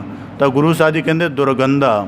ਗੁਰੂ ਸਾਹਿਬ ਜੀ ਕਹਿੰਦੇ ਮੁੱਖ ਦੀ ਚਮੜੀ ਬੜੀ ਸੋਹਣੀ ਲੱਗਦੀ ਹੈ, ਲੱਗਦਾ ਹੈ ਕਿ ਇਹਦੇ ਅੰਦਰ ਸੁੰਦਰਤਾ ਭਰੀ ਹੋਈ ਹੈ, ਪਰ ਗੁਰੂ ਸਾਹਿਬ ਜੀ ਕਹਿੰਦੇ ਜਰਾ ਜਿੰਨਾ ਜ਼ਖਮ ਆ ਜਾਏ, ਮਨੁੱਖ ਤੇਰੀ ਜਿਹੜੀ ਬਾਹਰੀ ਸੁੰਦਰਤਾ, ਇਹ ਵੀ ਗੰਦਗੀ ਨੂੰ ਢੱਕਣ ਦੇ ਲਈ ਮਾਲਕ ਨੇ ਇੱਕ ਪਰਦਾ ਲਗਾਇਆ ਹੋਇਆ। ਜਿਵੇਂ ਸੰਸਕ੍ਰਿਤੀ ਬਾਣੀ ਵਿੱਚ ਆਉਂਦਾ ਨਾ, ਲੇਪਨੰ ਰਕਤ ਚਰਮਣ, ਕਿ ਮਾਲਕ ਨੇ ਚਮੜੇ ਦਾ ਕੱਪੜਾ ਸੀਤਾ ਹੋਇਆ। ਤਾਂ ਗੁਰੂ ਸਾਹਿਬ ਜੀ ਕਹਿੰਦੇ ਮੱਝਾ ਰੁਦਰ ਦੁਰਗੰਧਾ, ਜਿਹੜੀ ਚਮੜੀ ਸੋਹਣੀ ਲੱਗਦੀ ਹੈ, ਜਦੋਂ ਉਹਦੇ 'ਤੇ ਜ਼ਖਮ ਨਿਕਲ ਆਵੇ, ਕੋਈ ਫੋੜਾ ਫਿੰਸੀ ਆ ਜਾਵੇ, ਉਹਦੇ ਵਿੱਚੋਂ ਮਵਾਦ ਨਿਕਲਣ ਲੱਗ ਪੈਂਦੀ ਹੈ, ਜਾਂ ਪਾਕ ਆਦਿਕ ਜਿਹੜਾ ਥੋੜ੍ਹਾ ਪਦਾਰਥ ਨਿਕਲਣ ਲੱਗ ਪੈਂਦਾ ਹੈ, ਅਤੇ ਮਨੁੱਖ ਨੂੰ ਆਪਣੇ ਜ਼ਖਮ ਤੋਂ ਹੀ ਘ੍ਰਿਣਾ ਆਉਣ ਲੱਗ ਪੈਂਦੀ ਹੈ। ਤਾਂ ਗੁਰੂ ਸਾਹਿਬ ਜੀ ਕਹਿੰਦੇ ਮੱਝਾ ਰੁਦਰ ਦੁਰਗੰਧਾ, ਭਾਵ ਕਿ ਤੇਰੇ ਅੰਦਰ ਜਿਹੜੀ ਮਿੱਝ ਮਾਸ ਦੀ ਗੰਦਗੀ ਹੈ, ਇਹਨੂੰ ਰਲਾ ਕੇ ਮਾਲਕ ਨੇ ਤੇਰੀ ਦੇਹ ਬਣਾਈ ਹੋਈ ਹੈ। ਅਤੇ ਤੂੰ ਇਸ ਚੀਜ਼ ਦੇ ਹੁੰਦਿਆਂ ਹੋਇਆਂ ਵੀ ਗੁਰੂ ਸਾਹਿਬ ਜੀ ਕਹਿੰਦੇ ਨਾਨਕ ਅਥ ਗਰਬੇਣ ਅਗਿਆਨਣੋਂ, ਫਿਰ ਵੀ ਅਗਿਆਨ ਰੂਪ ਹੋ ਕੇ ਆਪਣੀ ਦੇਹ ਦਾ ਮਾਣ ਕਰਦਾ ਹੈ ਕਿ ਬੜੀ ਪਵਿੱਤਰ ਹੈ, ਬੜੀ ਚੰਗੀ ਹੈ, ਬੜੀ ਸੋਹਣੀ ਹੈ, ਬੜੀ ਪੂਜਨੀਕ ਹੈ। ਤਾਂ ਗੁਰੂ ਸਾਹਿਬ ਜੀ ਕਹਿੰਦੇ ਮੱਝਾ ਰੁਦਰ ਦੁਰਗੰਧਾ। ਹੁਣ ਉਦਾਹਰਨ ਦੇ ਤੌਰ 'ਤੇ ਕਈ ਵਾਰੀ ਅਸੀਂ ਜ਼ਖਮੀ ਇਨਸਾਨ ਦੇ ਨਾਲ ਘ੍ਰਿਣਾ ਕਰਦੇ ਹਾਂ ਕਿ ਦੇਖੀਦਾ ਕਿ ਕਿਤੇ ਜ਼ਖਮ ਆਦਿਕ ਹੋਵੇ, ਜਾਨਵਰਾਂ ਦੇ ਹੋਵੇ, ਕਿਤੇ ਰਸਤੇ ਵਿੱਚ ਕੋਈ ਅਵਾਰਾ ਜਾਨਵਰ ਹੋਵੇ ਨਾ, ਕੋਈ ਕੁੱਕਰ ਆਦਿਕ, ਤਾਂ ਉਹਦੇ ਜ਼ਖਮ ਹੋਇਆ ਹੋਵੇ, ਥੋੜ੍ਹਾ ਬਹੁਤਾ ਕੋਈ ਮਵਾਦ ਆਦਿਕ ਕੋਈ ਜ਼ਖਮ 'ਤੇ ਮੱਖੀ ਬੈਠਦੀ ਹੋਵੇ ਤਾਂ ਸਾਨੂੰ ਘਿਰਣਾ ਆਉਂਦੀ ਹੈ। ਸੁੱਤੇ ਸਿੱਧ ਅਸੀਂ ਕਹਿੰਦੇ ਇਹਦੇ ਤੋਂ ਦੂਰੀ ਬਣਾਈ ਜਾਵੇ। ਪਰ ਹੈਰਾਨਗੀ ਦੀ ਗੱਲ ਹੈ ਕਿ ਉਹੀ ਜਿਹੜਾ ਮਿੱਝ ਮਾਸ ਦਾ ਜਿਹੜਾ ਬਣਿਆ ਹੋਇਆ ਮਿਸ਼ਰਣ ਹੈ, ਘੋਲ ਹੈ, ਉਹ ਸਾਡੇ ਅੰਦਰ ਵੀ ਮੌਜੂਦ ਹੈ। ਇਸ ਕਰਕੇ ਇਸ ਪੱਖ ਤੋਂ ਵੀ ਸ਼ੁਕਰਾਨਾ ਜਾਂ ਪਰਮੇਸ਼ਰ ਦਾ ਚਿੰਤਨ ਬਣਨਾ ਚਾਹੀਦਾ ਹੈ ਕਿ ਉਹਨੇ ਇਸ ਸਾਰੀ ਜਿਹੜੀ ਗੰਦਗੀ ਦੀ ਰਚਨਾ ਹੈ, ਇਹਨੂੰ ਚਮੜੀ ਦੀ ਸੁੰਦਰਤਾ ਦੇ ਨਾਲ ਐਡਾ ਵੱਡਾ ਢੱਕਿਆ, ਇੰਨੀ ਖੂਬਸੂਰਤੀ ਦੇ ਨਾਲ ਢੱਕਿਆ ਕਿ ਮਨੁੱਖ ਦੀ ਗੰਦਗੀ ਜ਼ਾਹਰ ਹੀ ਨਹੀਂ ਹੋ ਸਕਦੀ, ਅਤੇ ਨਾ ਕੋਈ ਦੁਨੀਆ 'ਚ ਐਸਾ ਬੰਦਾ ਬਣਿਆ ਜਿਹੜਾ ਜ਼ਾਹਰ ਕਰ ਸਕੇ। ਤਾਂ ਇਸੇ ਪ੍ਰਕਾਰ ਗੁਰੂ ਸਾਹਿਬ ਜੀ ਕਹਿੰਦੇ ਮੱਝਾ ਰੁਦਰ ਦੁਰਗੰਧਾ, ਮਿੱਝ ਮਾਸ ਦੀ ਦੁਰਗੰਧ ਹੁੰਦੀ ਹੈ, ਆਪਣੇ ਜ਼ਖਮ ਦੇ ਵਿੱਚੋਂ ਬਦਬੂ ਆਉਣ ਲੱਗ ਪੈਂਦੀ ਹੈ। ਤਾਂ ਗੁਰੂ ਸਾਹਿਬ ਜੀ ਕਹਿੰਦੇ ਅੱਥ ਗਰਬੇਣ ਅਗਿਆਨਣੋ, ਤਾਂ ਵੀ ਇਹ ਅਣਜਾਣ ਅਗਿਆਨੀ ਮਨੁੱਖ ਸਮਝਦਾ ਹੈ ਕਿ ਮੈਂ ਬੜਾ ਪਵਿੱਤਰ ਹਾਂ। ਇਸ ਕਰਕੇ ਜਦੋਂ ਹੁਣ ਇਸ ਪੱਖ ਨੂੰ ਵਾਚਾਂਗੇ ਤਾਂ ਕਿੰਨੀ ਦੀਰਘਤਾ, ਹੁਣ ਕਈ ਵਾਰੀ ਇਹਨਾਂ ਪੱਖਾਂ 'ਤੇ ਜ਼ਿਆਦਾ ਨਹੀਂ ਬੋਲਿਆ ਜਾ ਸਕਦਾ ਥੋੜ੍ਹਾ, ਤਾਂ ਕਈ ਵਾਰੀ ਦੇਖੋ ਜਿਵੇਂ ਉਦਾਹਰਨ ਦੇ ਤੌਰ 'ਤੇ ਮਲ ਪ੍ਰਕਿਰਿਆ ਸਾਡੇ ਸਰੀਰ 'ਚ ਚੱਲਦੀ ਹੈ, ਕਦੀ ਮਤਲਬ ਇਸ ਤਰ੍ਹਾਂ ਦਾ ਨਹੀਂ ਵਾਪਰਿਆ ਕਿਸੇ ਮਨੁੱਖ ਦੇ ਨਾਲ ਵੀ ਕਿ ਉਹਨੂੰ ਆਪਣੀ ਮਲ ਪ੍ਰਕਿਰਿਆ ਦੀ ਦੁਰਗੰਧ ਆਪਣੇ ਅੰਦਰੋਂ ਆਉਣੀ ਸ਼ੁਰੂ ਹੋ ਗਈ ਹੋਵੇ, ਕਦੀ ਇਸ ਤਰ੍ਹਾਂ ਦਾ ਨਹੀਂ ਵਾਪਰਿਆ। ਮਤਲਬ ਨਿਕਟ ਵਿਆਪਕ ਹੈ। ਸਵਾਸ ਪ੍ਰਕਿਰਿਆ ਵਾਲੀ ਨਾਲੀ, ਮਲ ਪ੍ਰਕਿਰਿਆ ਵਾਲੀ ਨਾਲੀ ਬਿਲਕੁਲ ਨਿਕਟ ਹਨ, ਪਰ ਉਹਨਾਂ ਦੋਵਾਂ ਦਾ ਇੱਕ ਦੂਜੇ 'ਤੇ ਕੋਈ ਪ੍ਰਭਾਵ ਨਹੀਂ ਬਣਦਾ। ਕੈਸੀ ਅਜੀਮ ਰਚਨਾ ਮਾਲਕ ਨੇ ਬਣਾਈ ਹੋਈ। ਅਤੇ ਗੁਰੂ ਸਾਹਿਬ ਜੀ ਕਹਿੰਦੇ ਇਸੇ ਕਰਕੇ ਮਨੁੱਖ ਤੇਰੀ ਦੀ ਗੰਦਗੀ ਦੀ ਵਿਆਪਕ ਹੈ। ਜਿਵੇਂ ਨਾ ਆਮ ਪੇਂਡੂ ਸਮਾਜ ਦੇ ਵਿੱਚ ਨਾ ਜਦ ਕਦੇ ਧਾਰਮਿਕ ਗੱਲਾਂ ਕਰਦੇ ਨੇ ਤਾਂ ਇੱਕ ਵਾਕ ਵਰਤਦੇ ਨੇ, ਉਹ ਕਹਿੰਦੇ ਨੇ ਕਿ ਜੇ ਅਗਰ ਮਨੁੱਖ ਬੰਦਗੀ ਕਰੇ ਤਾਂ ਬੰਦਾ, ਜੇ ਇਹ ਕੰਮ ਨਾ ਕਰੇ ਤਾਂ ਉਹ ਸਾਰਿਆਂ ਨਾਲੋਂ ਮਲੀਨ ਹੈ। ਮਤਲਬ ਇਸ ਤਰ੍ਹਾਂ ਦਾ ਵਾਕ ਆਖਿਆ ਜਾਂਦਾ। ਉਹ ਕਾਹਦੇ ਕਰਕੇ ਆਖਿਆ ਜਾਂਦਾ ਕਿ ਤੁਸੀਂ ਦੇਖੋ ਕਿ ਅਸੀਂ ਆਪਣੀ ਹੁਣ ਤੱਕ ਦੀ ਜ਼ਿੰਦਗੀ ਵਿੱਚ ਕਿੰਨੀ ਹਵਾ ਨੂੰ ਸਾਹ ਦੇ ਰੂਪ ਵਿੱਚ ਅਸ਼ੁੱਧ ਕਰ ਦਿੱਤਾ ਹੈ, ਕਿੰਨੇ ਪਾਣੀ ਨੂੰ ਖਾਰਾ ਕਰ ਦਿੱਤਾ ਹੈ, ਕਿੰਨਾ ਅਨਾਜ ਦਾ ਪੱਧਰ ਹੈ ਜਿਹੜਾ ਮੁੜ ਕੇ ਮਲ ਪ੍ਰਕਿਰਿਆ ਬਣ ਗਿਆ ਅਤੇ ਕਿਸੇ ਅਰਥ ਪ੍ਰਯੋਜਨ ਦੇ ਵਿੱਚ ਨਹੀਂ ਰਿਹਾ। ਤਾਂ ਇਸੇ ਪ੍ਰਕਾਰ ਫਿਰ ਕਿੰਨੀ ਵਾਸਨਾ ਦੇ ਪੱਧਰ ਦੀ ਵੱਖਰੀ ਗੱਲ, ਅਜੇ ਤਾਂ ਅਸੀਂ ਸਰੀਰਕ ਪੱਧਰ ਦੀ ਕਰ ਰਹੇ ਹਾਂ। ਤਾਂ ਗੁਰੂ ਸਾਹਿਬ ਜੀ ਕਹਿੰਦੇ ਇਸੇ ਪ੍ਰਕਾਰ ਅੱਥ ਗਰਬੇਣ ਅਗਿਆਨਣੋ, ਹੇ ਅਗਿਆਨੀ ਮਨੁੱਖ, ਤੂੰ ਜ਼ਿੰਦਗੀ ਦੇ ਵਿੱਚ ਕਦੀ ਪਵਿੱਤਰਤਾ ਦਾ ਦਾਅਵਾ ਨਹੀਂ ਕਰ ਸਕਦਾ। ਜੇ ਕਰੇਂਗਾ ਤਾਂ ਝੂਠਾ ਹੋਵੇਗਾ, ਕਿਉਂਕਿ ਤੇਰੀ ਦੇਹ ਇੰਨੀ ਅਪਵਿੱਤਰ ਹੈ। ਇਸੇ ਕਰਕੇ ਗੁਰਬਾਣੀ ਵਿੱਚ ਜਦੋਂ ਗੁਰੂ ਸਾਹਿਬ ਜੀ ਕਹਿੰਦੇ ਨਾ ਕਿ ਤੀਰਥ ਨਾਤਾ ਕਿਆ ਕਰੈ ਮਨ ਮੈਂ ਮੈਲ ਗੁਮਾਨ, ਕਿ ਦੇਹ ਹੁਣ ਉਦਾਹਰਨ ਦੇ ਤੌਰ 'ਤੇ ਬਾਹਰੀ ਤੌਰ 'ਤੇ 2-3 ਵਾਰੀ ਇਸ਼ਨਾਨ ਕਰਕੇ ਸਵੱਛ ਕਰ ਲੈਂਦੇ ਹਾਂ, ਦੁਬਾਰਾ ਪਸੀਨੇ ਦੁਆਰਾ ਮੈਲ ਤਾਂ ਅੰਦਰੋਂ ਆਉਂਦੀ ਹੈ, ਬਾਹਰੋਂ ਥੋੜ੍ਹਾ ਵਿਆਪਤ ਹੁੰਦੀ ਬਹੁਤੀ ਵਾਰੀ ਕਿਤੇ। ਤਾਂ ਇਸੇ ਪ੍ਰਕਾਰ ਗੁਰੂ ਸਾਹਿਬ ਜੀ ਕਹਿੰਦੇ ਅਗਿਆਨ ਨੂੰ, ਇਸ ਕਰਕੇ ਜੇ ਮਨੁੱਖ ਤੂੰ ਆਪਣੇ ਜੀਵਨ ਪ੍ਰਤੀ ਚੇਤੰਨ ਹੋਣਾ ਹੈ ਤਾਂ ਤੈਨੂੰ ਆਪਣੀ ਦੇਹ ਦਾ ਇਹ ਵੀ ਪੱਖ ਸਮਝਣਾ ਪਏਗਾ। ਜਦੋਂ ਇਹ ਪੱਖ ਸਮਝੇਗਾ ਫਿਰ ਹੀ ਪਤਾ ਲੱਗੇਗਾ ਦੇਹ ਸ਼ੁੱਧ ਕਿਵੇਂ ਹੁੰਦੀ ਹੈ। ਜੇ ਇਹ ਪੱਖ ਨਹੀਂ ਸਮਝੇਗਾ ਫਿਰ ਤੈਨੂੰ ਪਤਾ ਲੱਗੇਗਾ ਕਿ ਮਾਟੀ ਦੀ ਦੇਹ ਹੈ ਅਤੇ ਧੁੱਪਣੀ ਨਹੀਂ ਹੈ, ਫਿਰ ਕੀਤਾ ਕੀ ਜਾਵੇ। ਤਾਂ ਫਿਰ ਜਦੋਂ ਪਤਾ ਲੱਗਦਾ ਕਿ ਮਾਟੀ ਕੀ ਦੇਹ ਧੁੱਪਣੀ ਨਹੀਂ ਹੈ, ਅਤੇ ਫਿਰ ਮਨੁੱਖ ਕਹਿੰਦਾ ਦੇਹ ਸਵਾਰਨ ਵਾਲੀ ਚੀਜ਼ ਨਹੀਂ ਹੈ, ਇਹਦੇ ਅੰਦਰ ਜਿਹੜਾ ਮਨ ਜਾਂ ਆਤਮਿਕ ਜੋਤ ਜਿਹੜੀ ਵਿਆਪਕ ਹੈ ਉਹ ਸਵੱਛ ਰੱਖਣ ਵਾਲੀ ਜ਼ਿਆਦਾ ਚੀਜ਼ ਵੱਡੀ ਹੈ, ਉਹਦੇ 'ਤੇ ਧਿਆਨ ਕੇਂਦਰਿਤ ਕਰੀਏ। ਜਿਵੇਂ ਗੁਰੂ ਜਪਜੀ ਸਾਹਿਬ 'ਚ ਵਾਕ ਹੁੰਦੇ ਨਾ, ਸੋਚੈ ਸੋਚ ਨਾ ਹੋਵਈ ਜੇ ਸੋਚੀ ਲਖਵਾਰ, ਉਹਦੇ ਬਹੁਤ ਪਰਖੀ ਅਰਥ ਨੇ। ਤਾਂ ਗੁਰੂ ਸਾਹਿਬ ਜੀ ਕਹਿੰਦੇ ਕਿ ਜਿਵੇਂ ਮਨੁੱਖ ਸਮਝ ਲਵੇ ਕਿ ਮੈਂ ਬੜੇ ਸਰੋਵਰਾਂ ਦੇ ਵਿੱਚ ਤੀਰਥਾਂ ਦੇ ਇਸ਼ਨਾਨ ਕਰ ਲਿਆ ਅਤੇ ਮੈਂ ਸੁਚਿਤਮ ਹੋ ਗਿਆ, ਤਾਂ ਗੁਰੂ ਸਾਹਿਬ ਜੀ ਕਹਿੰਦੇ ਨਹੀਂ ਹੋਣ ਵਾਲੀ ਗੱਲ, ਕਿਉਂਕਿ ਇਹ ਅਪਵਿੱਤਰ ਦੇ ਸਹਿਤ ਹੀ ਰਹੇਗੀ। ਪਰ ਇਹਦੀ ਪਵਿੱਤਰਤਾ ਇਸੇ ਕਰਕੇ, ਜਿਵੇਂ ਗੁਰਬਾਣੀ 'ਚ ਵਾਕ ਹੁੰਦਾ ਨਾ, ਮਨ ਮੈਲ ਹੈ ਸਭ ਕੁਛ ਮੈਲਾ, ਤਨ ਧੋਤੈ ਮਨ ਹੱਛਾ ਨਾ ਹੋਏ। ਤਾਂ ਗੁਰੂ ਸਾਹਿਬ ਜੀ ਕਹਿੰਦੇ ਇਹ ਜਿਵੇਂ ਪ੍ਰਚਲਿਤ, ਹਾਂ ਇਹ ਹੈ ਕਿ ਇਹਦੀ ਮੈਲ ਨੂੰ ਰੋਜ਼ਾਨਾ ਰੋਕਿਆ ਜਾ ਸਕਦਾ। ਜਿਵੇਂ ਰੋਜ਼ਾਨਾ ਇਸ਼ਨਾਨ ਇਸ ਕਰਕੇ ਥੋੜ੍ਹਾ ਕਰਦੇ ਹਾਂ ਕਿ ਥੋੜ੍ਹਾ ਮਤਲਬ ਠੀਕ ਰਹੀਏ, ਕਿ ਜਾਂ ਇਹ ਇਸ਼ਨਾਨ ਮਹੀਨਾ ਚੱਲ ਜਾਏ, ਉਹ ਇਸ ਕਰਕੇ ਵੀ ਜਿਹੜੀ ਮੈਲ ਆਦਿਕ ਦੀ ਦੁਰਗੰਧ ਬਣਨੀ ਹੈ ਉਹ ਰੋਜ਼ਾਨਾ ਸਾਫ਼ ਹੁੰਦੀ ਜਾਵੇ। ਤਾਂ ਗੁਰੂ ਸਾਹਿਬ ਜੀ ਕਹਿੰਦੇ ਇਸੇ ਪ੍ਰਕਾਰ ਅੱਥ ਗਰਬੇਣ ਅਗਿਆਨਣੋ, ਅਗਿਆਨੀ ਮਨੁੱਖ ਹਮੇਸ਼ਾ ਆਪਣੀ ਦੇਹ ਦੇ ਭਰਮ ਵਿੱਚ ਰਹਿੰਦਾ ਹੈ ਕਿ ਇਹ ਬੜੀ ਸੁੰਦਰ ਹੈ, ਬੜੀ ਪਵਿੱਤਰ ਹੈ। ਅਤੇ ਗੁਰੂ ਸਾਹਿਬ ਜੀ ਕਹਿੰਦੇ ਤੇਰਾ ਇਹ ਅਹੰਕਾਰ ਨਿਵਰਤ ਹੋ ਜਾਵੇ। ਇਸ ਕਰਕੇ ਤੈਨੂੰ ਦੇਹ ਦੇ ਪੱਧਰ 'ਤੇ ਇਹ 2 ਨੁਕਤੇ ਸਮਝਾਏ ਹਨ, ਪਰਮਾਣੂ ਪਰਜੰਤ ਆਕਾਸ਼ਹ ਦੀਪ ਲੋ ਸਿਖੰਡਣ। ਤਾਂ ਹੁਣ ਅਗਲੇ ਸ਼ਲੋਕ ਵਿੱਚ ਗੁਰੂ ਸਾਹਿਬ ਜੀ ਬਖਸ਼ਿਸ਼ ਕਰਦੇ ਹਨ ਪਰਮਾਣੂ। ਅਗਲੇ ਸ਼ਲੋਕ ਵਿੱਚ ਗੁਰੂ ਸਾਹਿਬ ਜੀ ਦਾ ਬਖਸ਼ਿਸ਼ ਹੈ ਕਿ ਅਗਰ ਮਨੁੱਖ ਦੀ ਹਸਤੀ ਕਿੰਨੀ ਵੀ ਵਿਸ਼ਾਲ, ਕਿੰਨੀ ਵੀ ਸੂਖਮ, ਕਿੰਨੀ ਵੀ ਵਿਆਪਕ ਕਿਉਂ ਨਾ ਹੋਵੇ, ਕਿਤਨੀ ਵੀ ਉਹ ਭਰਪੂਰ ਸਮਰੱਥਾਵਾਂ ਵਾਲਾ ਕਿਉਂ ਨਾ ਹੋ ਜਾਵੇ, ਪਰ ਪਰਮੇਸ਼ਰ ਤੋਂ ਸਾਧ ਸੰਗਤ ਤੋਂ ਗਤੀ ਬਿਨਾਂ ਉਹਦੀ ਕਲਿਆਣ ਨਹੀਂ ਹੁੰਦੀ। ਤਾਂ ਗੁਰੂ ਸਾਹਿਬ ਜੀ ਕਹਿੰਦੇ ਪਰਮਾਣੂ, ਪਰਮਾਣੂ ਸ਼ਬਦ ਆਮ ਕਰਕੇ ਅੰਗਰੇਜ਼ੀ ਵਿੱਚ ਐਟਮ ਕਿਹਾ ਜਾਂਦਾ। ਪਰਮਾਣੂ, ਪਰਮਾਣੂ ਦਾ ਭਾਵ ਕਿ ਉਹ ਕਣ ਦਾ ਉਹ ਕਣ ਜਿਹਨੂੰ ਵੰਡਿਆ ਨਾ ਜਾ ਸਕੇ। ਜਿਵੇਂ ਕਈ ਵਾਰੀ ਕਮਰੇ ਵਿੱਚ ਰੌਸ਼ਨੀ ਪੈਂਦੀ ਹੈ ਤਾਂ ਉਹਦੇ ਵਿੱਚ ਧੂੜ ਦੇ ਉੱਡਦੇ ਹੋਏ ਕਣ ਦਿਖਾਈ ਦਿੰਦੇ ਆ ਨਾ, ਤਾਂ ਉਹਨੂੰ ਪਰਮਾਣੂ ਕਿਹਾ ਜਾਂਦਾ ਕਿ ਜਿਹੜਾ ਇੰਨਾ ਬਾਰੀਕ ਹੈ, ਜਿਹੜਾ ਪਹਿਲੀ ਗੱਲ ਅੱਖ ਦੇ ਤਲ 'ਤੇ ਦੇਖਿਆ ਨਾ ਜਾ ਸਕੇ, ਫਿਰ ਉਹ ਇੰਨਾ ਹਲਕਾ ਹੋਵੇ ਕਿ ਉਹ ਬ੍ਰਹਿਮੰਡ ਸਗਲ ਦੇ ਵਿੱਚ ਗਰਦਿਸ਼ ਕਰ ਸਕਦਾ ਹੋਵੇ।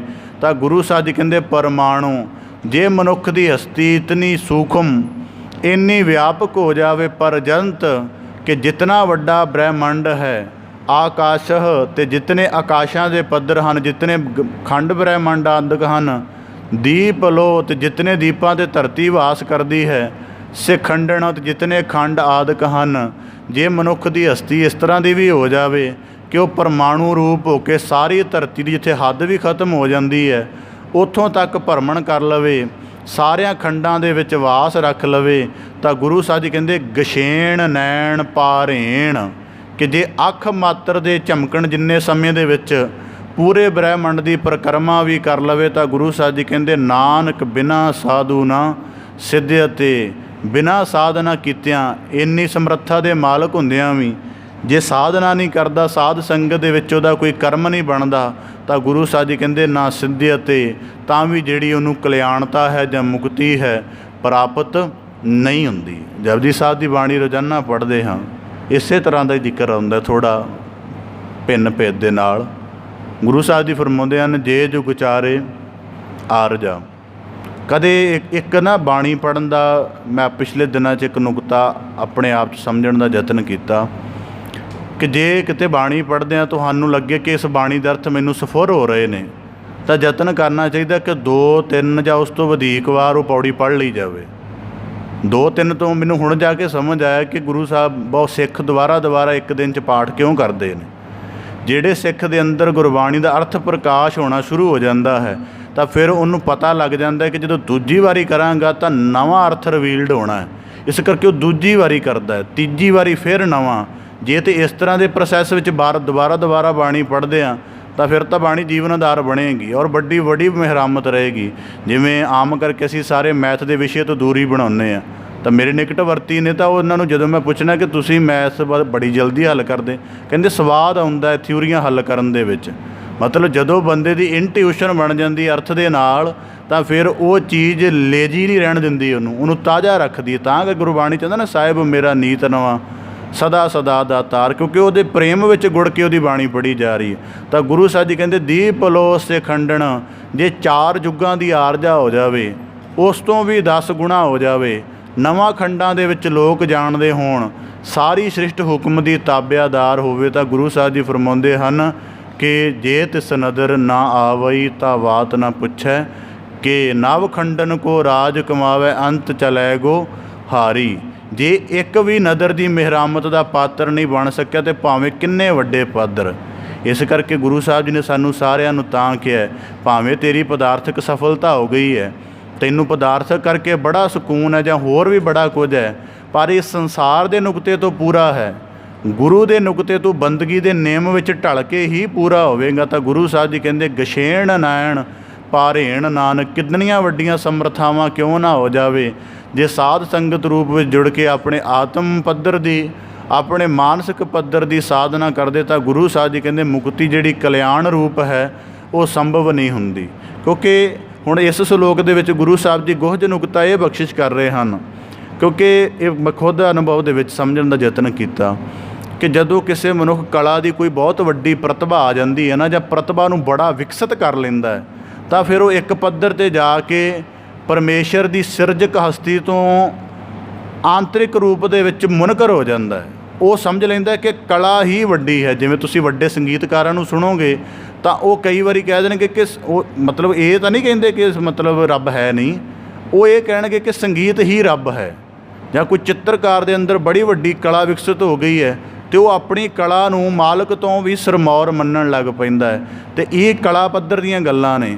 ਤਾਂ ਇਸੇ ਪ੍ਰਕਾਰ ਗੁਰੂ ਸਾਹਿਬ ਜੀ ਕਹਿੰਦੇ ਜਿੰਨੀਆਂ ਵੀ ਮਨੁੱਖ ਦੀਆਂ ਪਰਮਾਣੂ ਦਾ ਭਾਵ ਕਿ ਤੂੰ ਕਿਸੇ ਵਿਸ਼ੇ ਦੀ ਕਿੰਨੀ ਜ਼ਿਆਦਾ ਬਰੀਕੀ ਕਿਉਂ ਨਾ ਲੱਭ ਲੈ। ਭਾਵ ਕਿ ਗੁਰਬਾਣੀ ਵਿਆਖਿਆ ਦੀ ਗੱਲ ਕਰ ਲਈਏ ਕਿ ਜੇ ਤੂੰ ਗੁਰਬਾਣੀ ਵਿਆਖਿਆ ਦੇ ਇੰਨੇ ਗੋਹਜ ਅਰਥ, ਇੰਨੇ ਬਾਰੀਕ ਅਰਥ, ਇੰਨੇ ਐਪਿਸਟਮੋਲੋਜੀ ਵਾਲੀ ਪੋਜੀਸ਼ਨ ਕੰਸੈਪਸ਼ਨ ਬਣਾ ਲਵੇਂ ਤਾਂ ਗੁਰੂ ਸਾਹਿਬ ਜੀ ਕਹਿੰਦੇ ਪਰਜੰਤ ਔਰ ਸਾਰੀ ਜ਼ਿੰਦਗੀ ਬਣਾਉਂਦਾ ਰਵੇਂ। ਜਿੰਨਾ ਤੇਰਾ ਬੁੱਧੀ ਦਾ ਤਾਣ ਹੈ ਉਹਨੂੰ ਵਰਤ ਕੇ ਵੀ ਆਕਾਸ਼ ਭਾਵ ਤੇਰੇ ਅਰਥ ਇੰਨੇ ਉੱਚੇ ਹੋਣ ਕਿ ਆਕਾਸ਼ ਦਾ ਬੋਧ ਕਰਾਉਣ। ਤਾਂ ਗੁਰੂ ਸਾਹਿਬ ਜੀ ਕਹਿੰਦੇ ਦੀਪ ਲੋ ਦਾ ਭਾਵ ਇੰਨਾ ਗਿਆਨ ਭਰ ਦੇਣ। ਪਰ ਜੇ ਸਾਧ ਸੰਗਤ ਦੇ ਵਿੱਚ ਨਿਮਰ ਰੂਪ ਹੋ ਕੇ ਸਾਧਨਾ ਕਰਨ ਦਾ, ਸਿਫਤ ਸਲਾਹ ਕਰਨ ਦਾ, ਬੰਦਗੀ ਦੇ ਨੇਮ ਵਿੱਚ ਢਲਣ ਦਾ ਕੋਈ ਚਾਅ ਨਹੀਂ ਪੈਦਾ ਹੋਇਆ ਤਾਂ ਗੁਰੂ ਸਾਹਿਬ ਜੀ ਕਹਿੰਦੇ ਨਾ ਸਿੱਧੇ ਤੇ ਤੇਰੇ ਜੀਵਨ ਦੀ ਕਲਿਆਣ ਹੋਣ ਵਾਲੀ ਨਹੀਂ ਹੈ। ਇਸ ਕਰਕੇ ਜੇ ਸਾਡੇ ਜੀਵਨ 'ਚ ਕੋਈ ਪ੍ਰਤਿਭਾ ਹੈ, ਕਿਸੇ ਪ੍ਰਕਾਰ ਦੀ ਸੰਪੰਨਤਾ ਹੈ ਜਾਂ ਕਿਸੇ ਪ੍ਰਕਾਰ ਦੀ ਘਾਟ ਵੀ ਹੈ, ਇਹ ਸਾਰੀਆਂ ਚੀਜ਼ਾਂ ਨੂੰ ਗੁਰੂ ਮਿਹਰ ਦੀ ਨਵਾਜ਼ਿਸ਼ ਹੇਠਾਂ ਲਿਆਉਣਾ ਚਾਹੀਦਾ ਤਾਂ ਕਿ ਉਹ ਠੀਕ ਅਰਥ ਦੇ ਵਿੱਚ ਬਖਸ਼ਿਸ਼ ਦੇ ਹੇਠਾਂ ਪਲ ਸਕਣ। ਜਾਣੋ ਸਤ ਹੋਵੰਤੋ ਮਰਣੋ ਦ੍ਰਿਸ਼ਟੇਣ ਮਿਥਿਆ। ਤਾਂ ਤੀਜੇ ਸ਼ਲੋਕ ਵਿੱਚ ਗੁਰੂ ਸਾਹਿਬ ਦੀ ਜੀਵਨ ਦਾ ਇੱਕ ਗੋਹਜ ਨੁਕਤਾ ਬਖਸ਼ਿਸ਼ ਕਰਦੇ ਹਨ ਕਿ ਅਸਲੀਅਤ ਦੇ ਨੇੜੇ ਰਹੋ। ਸਾਡੀ ਨਾ ਬਹੁਤੀ ਵਾਰੀ ਸਮੱਸਿਆ ਕੀ ਹੈ ਕਿ ਅਸੀਂ ਜਦੋਂ ਇੱਕ ਪੱਖ ਦੇ ਵਿੱਚ ਗੁਜ਼ਰ ਰਹੇ ਹੁੰਦੇ ਨਾ, ਅਸਲੀਅਤ ਤੋਂ ਦੂਰੀ ਕੁਝ ਤਾਂ ਬਣ ਜਾਂਦੀ ਹੈ, ਕੁਝ ਅਸੀਂ ਬਣਾ ਲੈਂਦੇ ਹਾਂ। ਉਦਾਹਰਨ ਦੇ ਤੌਰ 'ਤੇ ਜਨਮ ਹੋਇਆ ਤਾਂ ਜਨਮ ਦੇ ਨਾਲ ਮਰਨ ਦਾ ਪੱਖ ਵੀ ਵਿਆਪਕ ਹੈ, ਪਰ ਸਾਡੇ ਅੰਦਰ ਜਨਮ ਦਾ ਪੱਖ ਇੰਨਾ ਭਾਰੂ ਹੋ ਜਾਂਦਾ ਹੈ ਕਿ ਅਗਰ ਕੋਈ ਗਿਆਨ ਦੇ ਸਹਿਤ ਉਸ ਕਰਮ ਦੇ ਕਹਿ ਦੇਵੇ ਨਾ, ਮ੍ਰਿਤੂ ਦਾ ਸ਼ਬਦ ਵੀ ਵਰਤ ਦੇਵੇ ਨੇੜੇ, ਤਾਂ ਉਹਨੂੰ ਕਹਿੰਦੇ ਆ ਵੱਧ ਸ਼ਗਨੀ ਕਰਦਾ ਹੈ। ਤਾਂ ਮੈਨੂੰ ਕਈ ਵਾਰੀ ਆਉਂਦਾ ਲੋਕ ਨਾ ਅਕਸਰ ਜਿਵੇਂ ਅਸੀਂ ਪੜ੍ਹਦੇ ਹਾਂ ਸ਼ਬਦ ਲੱਖ ਖੁਸ਼ੀਆਂ ਪਾਤਸ਼ਾਹੀਆਂ, ਕਦੇ ਗੋਹਜ ਨਾ ਵਾਚਿਓ, ਉਹਦੇ ਵਿੱਚ ਹੀ ਜ਼ਿਕਰ ਆ ਹੁੰਦਾ ਨਾਨਕ ਬੱਧਾ ਘਰ ਤਹਾਂ ਜਿੱਥੇ ਮਿਰਤ ਨਾ ਜਨਮ ਜਰਾ।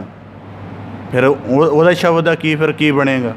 ਤਾਂ ਇਸੇ ਪ੍ਰਕਾਰ ਗੱਲ ਕੀ ਹੈ ਕਿ ਮਨੁੱਖ ਅਸਲੀਅਤ ਤੋਂ ਦੂਰੀ ਬਣਾ ਕੇ ਰੱਖਣਾ ਚਾਹੁੰਦਾ ਹੈ। ਔਰ ਦੂਜੀ ਗੱਲ, ਜਿੰਨਾ ਜ਼ਿਆਦਾ ਅਸੀਂ ਅਸਲੀਅਤ ਜਾਂ ਸਮੁੱਚਤਾ ਤੋਂ ਦੂਰੀ ਬਣਾਉਂਦੇ ਹਾਂ, ਜਦੋਂ ਉਹਦਾ ਦੂਜਾ ਪੱਖ ਵਾਪਰਦਾ ਹੈ ਓਨਾ ਹੀ ਦੁੱਖ ਧੋਣਾ ਪਾਉਂਦਾ ਹੈ। ਜੇ ਤੰਦਰੁਸਤੀ ਦਾ ਆਲਮ ਮਾਣ ਰਹੇ ਹਾਂ ਤਾਂ ਰੋਗਾਂ ਦੀ ਕਲਪਨਾ ਵੀ ਸਾਡੇ ਕੋਲ ਹੋਣੀ ਚਾਹੀਦੀ ਹੈ। ਪਤਾ ਨਹੀਂ ਕਦੋਂ ਰੋਗ ਉਪਜ ਜਾਵੇ। ਜੇ ਸੁੱਖ ਦੇ ਪੱਧਰ ਦੇ ਵਿੱਚ ਵਿਚਰ ਰਹੇ ਹਾਂ ਤਾਂ ਦੁੱਖ ਦਾ ਵੀ ਖਿਆਲ ਰਹਿਣਾ ਚਾਹੀਦਾ ਕਿ ਇਹੀ ਦੁੱਖ ਸੁੱਖ ਹੋ ਸਕਦੇ ਹਨ। ਅਤੇ ਜੇ ਜ਼ਿੰਦਗੀ ਅੰਮ੍ਰਿਤਮਈ ਬਣੀ ਹੋਈ ਹੈ ਤਾਂ ਇਹ ਵੀ ਖਿਆਲ ਰੱਖਣਾ ਚਾਹੀਦਾ ਪਤਾ ਨਹੀਂ ਕਦ ਹੁਕਮ ਦਾ ਪਾਸਾ ਪਲਟੇ ਅਤੇ ਉਹ ਬਿਖਮਈ ਵੀ ਬਣ ਜਾਵੇ। ਤਾਂ ਗੁਰੂ ਸਾਹਿਬ ਜੀ ਇਸੇ ਪ੍ਰਕਾਰ ਕਹਿੰਦੇ ਜਾਣੋ ਸਤ, ਇਸ ਗੱਲ ਨੂੰ ਸਦੀਵ ਤੌਰ 'ਤੇ ਜਾਣੋ ਦਾ ਭਾਵ ਹੈ ਕਿ ਆਪਣੇ ਅੰਦਰ ਪ੍ਰਤੱਖ ਰੱਖੋ। ਜਿਵੇਂ ਜਾਣੋ ਦੀ ਮਨੋਵਿਗਿਆਨਕ ਇੱਕ ਪੱਖ ਇਹ ਵੀ ਹੈ ਕਿ ਅਸੀਂ ਕਿਸੇ ਬਾਰੇ ਕਈ ਬਹੁਤ ਬਾਰੀਕ ਤਰੀਕੇ ਨਾਲ ਬੜੀ ਗਹਿਰਾਈ ਦੇ ਵਿੱਚ ਉਹਦੇ ਬਾਰੇ ਜਾਣਦੇ ਹੋਈਏ, ਪਰ ਤਾਂ ਵੀ ਉਹਨੂੰ ਕੁਝ ਨਹੀਂ ਕਹੀਦਾ, ਆਖੀਦਾ ਠੀਕ ਹੈ ਤੇਰੇ ਜੀਵਨ ਦੀ ਕਾਰ ਚੱਲਦੀ ਰਹੇ, ਸਾਨੂੰ ਕੀ ਲੋੜ ਹੈ। ਤਾਂ ਗੁਰੂ ਸਾਹਿਬ ਜੀ ਕਹਿੰਦੇ ਇਸੇ ਪ੍ਰਕਾਰ ਮਨੁੱਖ ਆਪਣੇ ਜੀਵਨ ਦੇ ਪ੍ਰਤੀ ਸੁਚੇਤ ਹੋ ਕੇ ਰਹਿ ਅਤੇ ਇਸ ਗੱਲ ਨੂੰ ਸਦੀਵ ਰੂਪ ਕਰਕੇ, ਦ੍ਰਿੜ ਰੂਪ ਕਰਕੇ ਜਾਣ ਲਾ। ਔਰ ਜਾਣਨ ਦਾ ਭਾਵ ਤੇਰੀ ਦੇਹ ਦੇ ਵਿੱਚ ਸਹਿਜ ਰੂਪ ਵਿੱਚ ਪੈਦਾ ਹੋ ਜਾਏ। ਜਾਣਨ ਦੇ 3 ਪੱਧਰ ਨੇ। ਜਾਣਕਾਰੀ ਦੇ ਤੌਰ 'ਤੇ ਜਾਣ ਲੈਣਾ ਕਿ ਮੈਨੂੰ ਪਤਾ ਹੈ ਕਿ ਜ਼ਹਿਰ ਜਿਹੜੀ ਬੰਦੇ ਨੂੰ ਮਾਰ ਦਿੰਦੀ ਹੈ। ਦੂਜਾ ਪੱਧਰ ਇਹ ਹੈ ਕਿ ਉਸ ਕਿਰਿਆ ਨੂੰ ਵਾਪਰਦੇ ਦੇਖ ਲਾਂ। ਤੀਜਾ ਪੱਧਰ ਹੈ ਕਿ ਮੈਂ ਆਪਣੀ ਖੁਦ ਦੇਹ 'ਤੇ ਆਤਮਸਾਤ ਕਰ ਲਵਾਂ। ਹੁਣ ਉਦਾਹਰਨ ਦੇ ਤੌਰ 'ਤੇ ਸਾਡੇ ਅੰਦਰ ਜਿਹੜਾ ਜਾਣਨ ਦੀ ਬਿਰਤੀ ਦੇਹ ਦੁਆਰਾ ਸਫੁਰ ਕਿਵੇਂ ਹੁੰਦੀ ਹੈ, ਸਹਿਜ ਰੂਪ ਕਿਵੇਂ ਹੁੰਦੀ ਹੈ। ਉਦਾਹਰਨ ਦੇ ਤੌਰ 'ਤੇ ਸਾਡੀ ਜਾਣਕਾਰੀ ਦੇ ਵਿੱਚ ਗੱਲ ਸ਼ਾਮਲ ਹੈ ਕਿ ਕੰਡਾ ਜ਼ਖਮ ਦਿੰਦਾ ਹੈ, ਤਾਂ ਮਤਲਬ ਕੰਡਾ ਦੇਖਦਿਆਂ ਸਾਨੂੰ ਕੋਈ ਇੰਸਟਰਕਸ਼ਨ ਨਹੀਂ ਦਿੰਦਾ ਕਿ ਤੂੰ ਪੈਰ ਪਰਾਂ ਕਰ ਜਾਂ ਹਟਾ ਲੈ। ਦੇਹ ਆਪਣੇ ਆਪ ਹੀ ਇਸ ਤਰ੍ਹਾਂ ਦਾ ਵਿਵਹਾਰ ਕਰਦੀ ਹੈ ਕਿ ਅਸੀਂ ਕੰਡੇ ਤੋਂ ਆਪਣਾ ਪੈਰ ਦੂਰੀ 'ਤੇ ਬਣਾ ਲੈਂਦੇ ਹਾਂ। ਤਾਂ ਗੁਰੂ ਸਾਹਿਬ ਜੀ ਕਹਿੰਦੇ ਜਾਣੋ, ਇਸ ਤਰ੍ਹਾਂ ਆਪਣੇ ਜੀਵਨ ਦੀ ਅਸਲੀਅਤ ਨੂੰ ਸਹਿਜ ਰੂਪ ਦ੍ਰਿੜ ਰੂਪ ਕਰਕੇ ਜਾਣ ਕਿ ਹੋਵੰਤੋ ਕਿ ਹੋਣਾ ਹੀ ਹੈ, ਮਰਨੋਂ ਕਿ ਤੇਰਾ ਮਰਨ ਵੀ ਹੋਏਗਾ, ਦ੍ਰਿਸ਼ਟੇਣ ਮਿਥਿਆ ਅਤੇ ਜਿੰਨਾ ਕੁਝ ਦ੍ਰਿਸ਼ਟਮਾਨ ਹੈ ਇਹ ਤੇਰੇ ਲਈ ਸਾਰਾ ਮਿਥਿਆ ਸਾਬਤ ਹੋ ਜਾਏਗਾ। ਗੁਰਬਾਣੀ 'ਚ ਇੱਕ ਬੜਾ ਕਮਾਲ ਦਾ ਵਾਕ ਹੈ। ਪ੍ਰਸ਼ਨ ਹੈ ਕਿ ਦੁਨੀਆ ਕਦ ਤੱਕ ਹੈ। ਆਮ ਮਨੁੱਖ ਪ੍ਰਸ਼ਨ ਕਰਦੇ ਨੇ ਕਿ ਦੁਨੀਆ ਕਦ ਤੱਕ ਹੈ, ਸੰਸਾਰ ਕਦ ਤੱਕ ਹੈ। ਸਤਿਗੁਰੂ ਸਾਹਿਬ ਜੀ ਫਰਮਾਉਂਦੇ ਦੁਨੀਆ ਮੁਕਾਮੇ ਫਾਨੀ। ਉਦੋਂ ਤੱਕ ਦੁਨੀਆ, ਉਦੋਂ ਤੱਕ ਰਸ ਰੰਗ ਨੇ ਜਦੋਂ ਤੇਰੀ ਅੱਖ ਖੁੱਲ੍ਹੀ ਹੈ, ਜਦੋਂ ਤੱਕ ਤੇਰਾ ਕੰਨ ਸੰਸਾਰ ਦੇ ਨਾਦ ਨੂੰ ਸੁਣਦਾ ਹੈ, ਜਦੋਂ ਤੱਕ ਤੇਰੀ ਚਮੜੀ ਦੇ ਅੰਦਰ ਸਪਰਸ਼ ਦਾ ਬੋਧ ਪੈਦਾ ਹੁੰਦਾ। ਤਾਂ ਗੁਰੂ ਸਾਹਿਬ ਜੀ ਕਹਿੰਦੇ ਉਹਨਾਂ ਚਿਰ ਤੱਕ ਜੀਵਨ ਹੈ। ਤਹਿਕੀਕ ਦਿਲਦਾਨੀ, ਇਹ ਗੱਲ ਸੱਚ ਰੂਪ ਕਰਕੇ ਦ੍ਰਿੜ ਰੱਖ। ਤਾਂ ਗੁਰੂ ਸਾਹਿਬ ਜੀ ਕਹਿੰਦੇ ਸਦੀਵੀ ਰੂਪ 'ਚ ਇਹ ਗੱਲ ਜਾਣੋ कि जो कुछ दृष्टमान है ये सारा बिनसन वाला। इस करके ਜਿਹੜੇ ਸਰੀਰ ਨੂੰ ਅੱਜ ਆਪਣੀ ਛੋਹ ਨਾਲ ਮਹਿਸੂਸ ਕਰ ਸਕਦੇ ਹਾਂ, ਇਹੀ ਸਰੀਰ ਕੱਲ੍ਹ ਨੂੰ ਬਿਨਸੇਗਾ। ਤਾਂ ਗੁਰੂ ਸਾਹਿਬ ਜੀ ਕਹਿੰਦੇ ਜਾਣੋ ਸੱਤ, ਪੱਕੇ ਰੂਪ ਕਰਕੇ ਦ੍ਰਿੜ ਰੂਪ ਕਰਕੇ ਰੱਖੋ। ਤੇ ਹੁਣ ਇਹ ਨਾਸ਼ਵਾਨ ਹੈ ਸਾਰਾ ਕੁਝ, ਤਾਂ ਫਿਰ ਨਾਲ ਜਾਣ ਵਾਲੀ ਕਿਹੜੀ ਵਸਤੀ ਹੈ? ਤਾਂ ਗੁਰੂ ਸਾਹਿਬ ਜੀ ਕਹਿੰਦੇ ਕੀਰਤ ਸਾਥ ਚਲੰਥੋ। ਜ਼ੁਬਾਨ ਵੀ, ਜ਼ੁਬਾਨ ਦਾ ਬਲ ਮੁੱਕ ਜਾਏਗਾ, ਸੁਣਨ ਦਾ ਬਲ ਮੁੱਕ ਜਾਏਗਾ, ਪਰ ਜਿਹੜਾ ਇਹਦੇ ਨਾਲ ਕੀਰਤੀ ਕਰ ਲੈਣੀ ਹੈ ਤੇ ਉਹ ਬਲ ਦਾ ਧਨ ਕਮਾ ਲੈਣਾ ਹੈ, ਅੰਮ੍ਰਿਤ ਧਨ ਕਮਾ ਲੈਣਾ, ਨਾਮ ਧਨ ਸੰਗ੍ਰਹਿਤ ਕਰ ਲੈਣਾ ਹੈ। ਤਾਂ ਗੁਰੂ ਸਾਹਿਬ ਜੀ ਕਹਿੰਦੇ ਸਾਥ ਚਲੰਥੋ, ਉਹ ਚੱਲਣ ਵਾਲਾ ਹੈ। ਕਿ ਦੇਹ ਜਿਹੜੀ ਹੈ ਜਦੋਂ ਆਈ ਹੈ ਉਦੋਂ ਵੀ ਇਸੇ ਰੂਪ ਦੇ ਵਿੱਚ ਅਕੇਲੀ ਸੀ, ਤਾਂ ਜਦੋਂ ਜਾਏਗੀ ਤਾਂ ਇਹ ਫਿਰ ਇੱਥੇ ਹੀ ਰਹਿ ਜਾਏਗੀ। ਤਾਂ ਗੁਰੂ ਸਾਹਿਬ ਜੀ ਇਸ ਕਰਕੇ ਅਸੀਂ ਪਰਮੇਸ਼ਰ ਤੋਂ ਜੋਤ ਰੂਪ ਦੇ ਵਿੱਚ ਹੀ ਆਉਂਦੇ ਹਾਂ। ਕਿਸੇ ਨੇ ਇੱਕ ਦਿਨ ਪ੍ਰਸ਼ਨ ਕਰ ਦਿੱਤਾ, ਜੀ ਜੋਤ ਰੂਪ ਦੇ ਵਿੱਚ ਅਸੀਂ ਜਾਂਦੇ ਤਾਂ ਹੈ, ਆਉਂਦੇ ਨਹੀਂ। ਮੈਂ ਕਿਹਾ ਜੀ ਇਹ ਗੱਲ ਤਾਂ ਅਸੰਭਵ ਹੈ, ਜੋਤ ਰੂਪ ਦੇ ਵਿੱਚ ਹੀ ਹਰ ਬੰਦਾ ਆਉਂਦਾ। ਕਹਿੰਦਾ ਉਦਾਹਰਨ ਦੇ ਤੌਰ 'ਤੇ ਮੈਂ ਕਿਹਾ ਮਨੁੱਖ ਦੀ ਆਦਿ ਸਿਰਜਣਾ ਇੱਕ ਬੂੰਦ ਤੋਂ ਆਰੰਭ ਹੁੰਦੀ ਹੈ। ਮਨੁੱਖ ਦੇ ਜੀਵਨ ਦੀ ਘਾੜਤ ਤੇ ਕੇਵਲ ਉਹ ਵੀ ਪਦਾਰਥਕ ਮਾਦਾ ਹੁੰਦੀ ਹੈ। ਪਦਾਰਥਕ ਮਾਦੇ ਦਾ ਭਾਵ ਹੈ ਕਿ ਉਹਦੇ ਨਾਲ ਇਕੱਲਾ ਸਰੀਰ ਬਣ ਸਕਦਾ, ਸਰੀਰ ਦੇ ਅੰਦਰ ਦੀ ਚੇਤਨਾ ਨਹੀਂ ਸਫੁਰ ਹੋ ਸਕਦੀ। ਉਹਦੀ ਚੇਤਨਾ ਜਿਹੜੀ ਮੈਡੀਕਲ ਸਾਇੰਸ ਆ ਉਹ ਦੱਸਦੀ ਹੈ ਕਿ 3.5-4 ਮਹੀਨੇ ਬਾਅਦ ਦੇਹ ਦੇ ਅੰਦਰ ਚੇਤਨਾ ਸਫੁਰ ਹੁੰਦੀ ਹੈ ਅਤੇ ਬੱਚੇ ਨੂੰ ਗਰਭਕਾਲ ਦਾ ਬੋਧ ਹੋਣਾ ਸ਼ੁਰੂ ਹੁੰਦਾ ਮਾੜਾ ਮੋਟਾ। ਤਾਂ ਕਰਕੇ ਜਬ ਜੀ ਆਨੰਦ ਸਾਹਿਬ ਦੀ ਬਾਣੀ ਦੇ ਵਾਗ ਨਾ, ਇਹ ਸਰੀਰਾ ਮੇਰੇ ਔਰ ਤੁਮ ਮੈਂ ਜੋਤ ਰੱਖੀ। ਕੇਵਲ ਇਹ ਥੋੜ੍ਹਾ ਕਿ ਮਾਤਾ ਪਿਤਾ ਦਾ ਸੰਬੰਧ ਹੋ ਗਿਆ ਅਤੇ ਤੇਰਾ ਜੀਵਨ ਬਣ ਗਿਆ। ਗੁਰੂ ਸਾਹਿਬ ਜੀ ਕਹਿੰਦੇ ਤੇਰੇ ਅੰਦਰ ਚੇਤਨਾ ਸਫੁਰ ਹੋਈ ਤਾਂ ਤੇਰੇ ਜਨਮ ਦਾ ਪੂਰਾ ਪੱਧਰ ਬਣਿਆ। ਤਾਂ ਗੁਰੂ ਸਾਹਿਬ ਜੀ ਕਹਿੰਦੇ ਕੀਰਤ ਸਾਥ ਚਲੰਥੋ, ਕੇਵਲ ਇੱਕੋ ਇੱਕ ਪਰਮੇਸ਼ਰ ਦੀ ਕੀਰਤੀ ਹੈ। ਕਿ ਜ਼ੁਬਾਨ ਦਾ ਬਲ ਨਾਸ ਹੋਣ ਵਾਲਾ ਹੈ, ਕੰਨਾਂ ਦਾ ਬਲ ਨਾਸ ਹੋਣ ਵਾਲਾ, ਇੰਦਰੀਆਂ ਦਾ ਬਲ ਥੱਕਣ ਵਾਲਾ ਹੈ, ਪਰ ਇਹਨਾਂ ਦੇ ਬਲ ਥੱਕਣ ਤੋਂ ਮੁੱਕਣ ਤੋਂ ਪਹਿਲਾਂ ਜੇ ਤੂੰ ਪਰਮੇਸ਼ਰ ਦੀ ਕੀਰਤੀ ਦੀ ਸਾਧਨਾ ਕਰ ਲੇਂਗਾ ਤਾਂ ਗੁਰੂ ਸਾਹਿਬ ਜੀ ਕਹਿੰਦੇ ਪੜ੍ਹੰਤ ਨਾਨਕ ਸਾਧ ਸੰਗੇਣ, ਸਾਧ ਸੰਗਤ ਰੂਪ ਦੇ ਵਿੱਚ ਜੇ ਕੀਰਤੀ ਦਾ ਧਨ ਇਕੱਠ ਕਰ ਲਏਗਾ ਤਾਂ ਇਹ ਧਨ ਪ੍ਰਾਪਤ ਵੀ ਸਾਧ ਸੰਗਤ ਦੁਆਰਾ ਹੁੰਦਾ ਹੈ।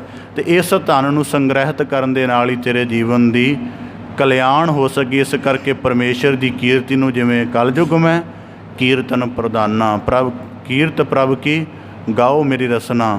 ਤਾਂ ਇਸੇ ਪ੍ਰਕਾਰ ਗੁਰੂ ਸਾਹਿਬ ਜੀ ਫਰਮਾਉਂਦੇ ਹਨ ਕਿ ਜਿਹੜੀ ਕੀਰਤਨ ਭਗਤੀ ਹੈ ਇਹੀ ਮਨੁੱਖ ਦੀ ਅਸਲ ਰਾਸ ਹੈ। ਸੋ ਇਸ ਪ੍ਰਕਾਰ ਧੰਨ ਸਤਿਗੁਰੂ ਗੁਰੂ ਅਰਜਨ ਦੇਵ ਸਾਹਿਬ ਜੀ ਮਹੱਲਾ ਪੰਜਵਾਂ ਗਾਥਾ ਬਾਣੀ ਦੇ ਅੰਤਰਗਤ ਸਾਨੂੰ ਅੱਜ ਸਤਿਗੁਰੂ ਸਾਹਿਬ ਜੀ ਨੇ 3 ਸਲੋਕਾਂ ਦੀ ਵਿਆਖਿਆ ਰੂਪ ਬਖਸ਼ਿਸ਼ ਦੇ ਨਾਲ ਨਿਵਾਜਿਆ।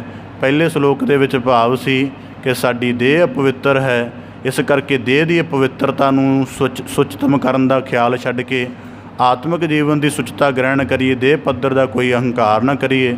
ਦੂਜਾ ਸੀ ਕਿ ਮਨੁੱਖ ਦੀ ਹਸਤੀ ਜਿੰਨੀ ਮਰਜ਼ੀ ਵਿਆਪਕ ਵਿਸ਼ਾਲ ਹੋ ਜਾਵੇ, ਪਰ ਸਾਧ ਸੰਗਤ ਤੋਂ ਬਿਨਾਂ, ਸਾਧਨਾ ਕਰਨ ਤੋਂ ਬਿਨਾਂ ਉਹਦੀ ਮੁਕਤੀ ਨਹੀਂ ਹੋ ਸਕਦੀ। ਤੀਜੇ ਸਲੋਕ ਵਿੱਚ ਹੈ ਕਿ ਜੋ ਕੁਝ ਦ੍ਰਿਸ਼ਟਮਾਨ ਹੈ ਸਭ ਬਿਨਸਣ ਵਾਲਾ ਹੈ, ਇਸ ਕਰਕੇ ਬਿਨਸਣ ਤੋਂ ਪਹਿਲਾਂ ਐਸੀ ਰਾਸ ਸੰਗ੍ਰਹਿਤ ਕਰੀਏ ਜਿਹੜੀ ਕਦੀ ਨਹੀਂ ਬਿਨਸਦੀ। ਸਤਿਗੁਰੂ ਗੁਰੂ ਅਰਜਨ ਸਾਹਿਬ ਜੀ ਕਰਨ ਪਾਵਨ ਸਲੋਕਾਂ ਦਾ ਭਾਵ ਉਪਦੇਸ਼ ਸਾਡੇ ਸਾਰਿਆਂ ਦੇ ਹਿਰਦਿਆਂ ਅੰਦਰ ਵਸ ਜਾਏ ਜੀ।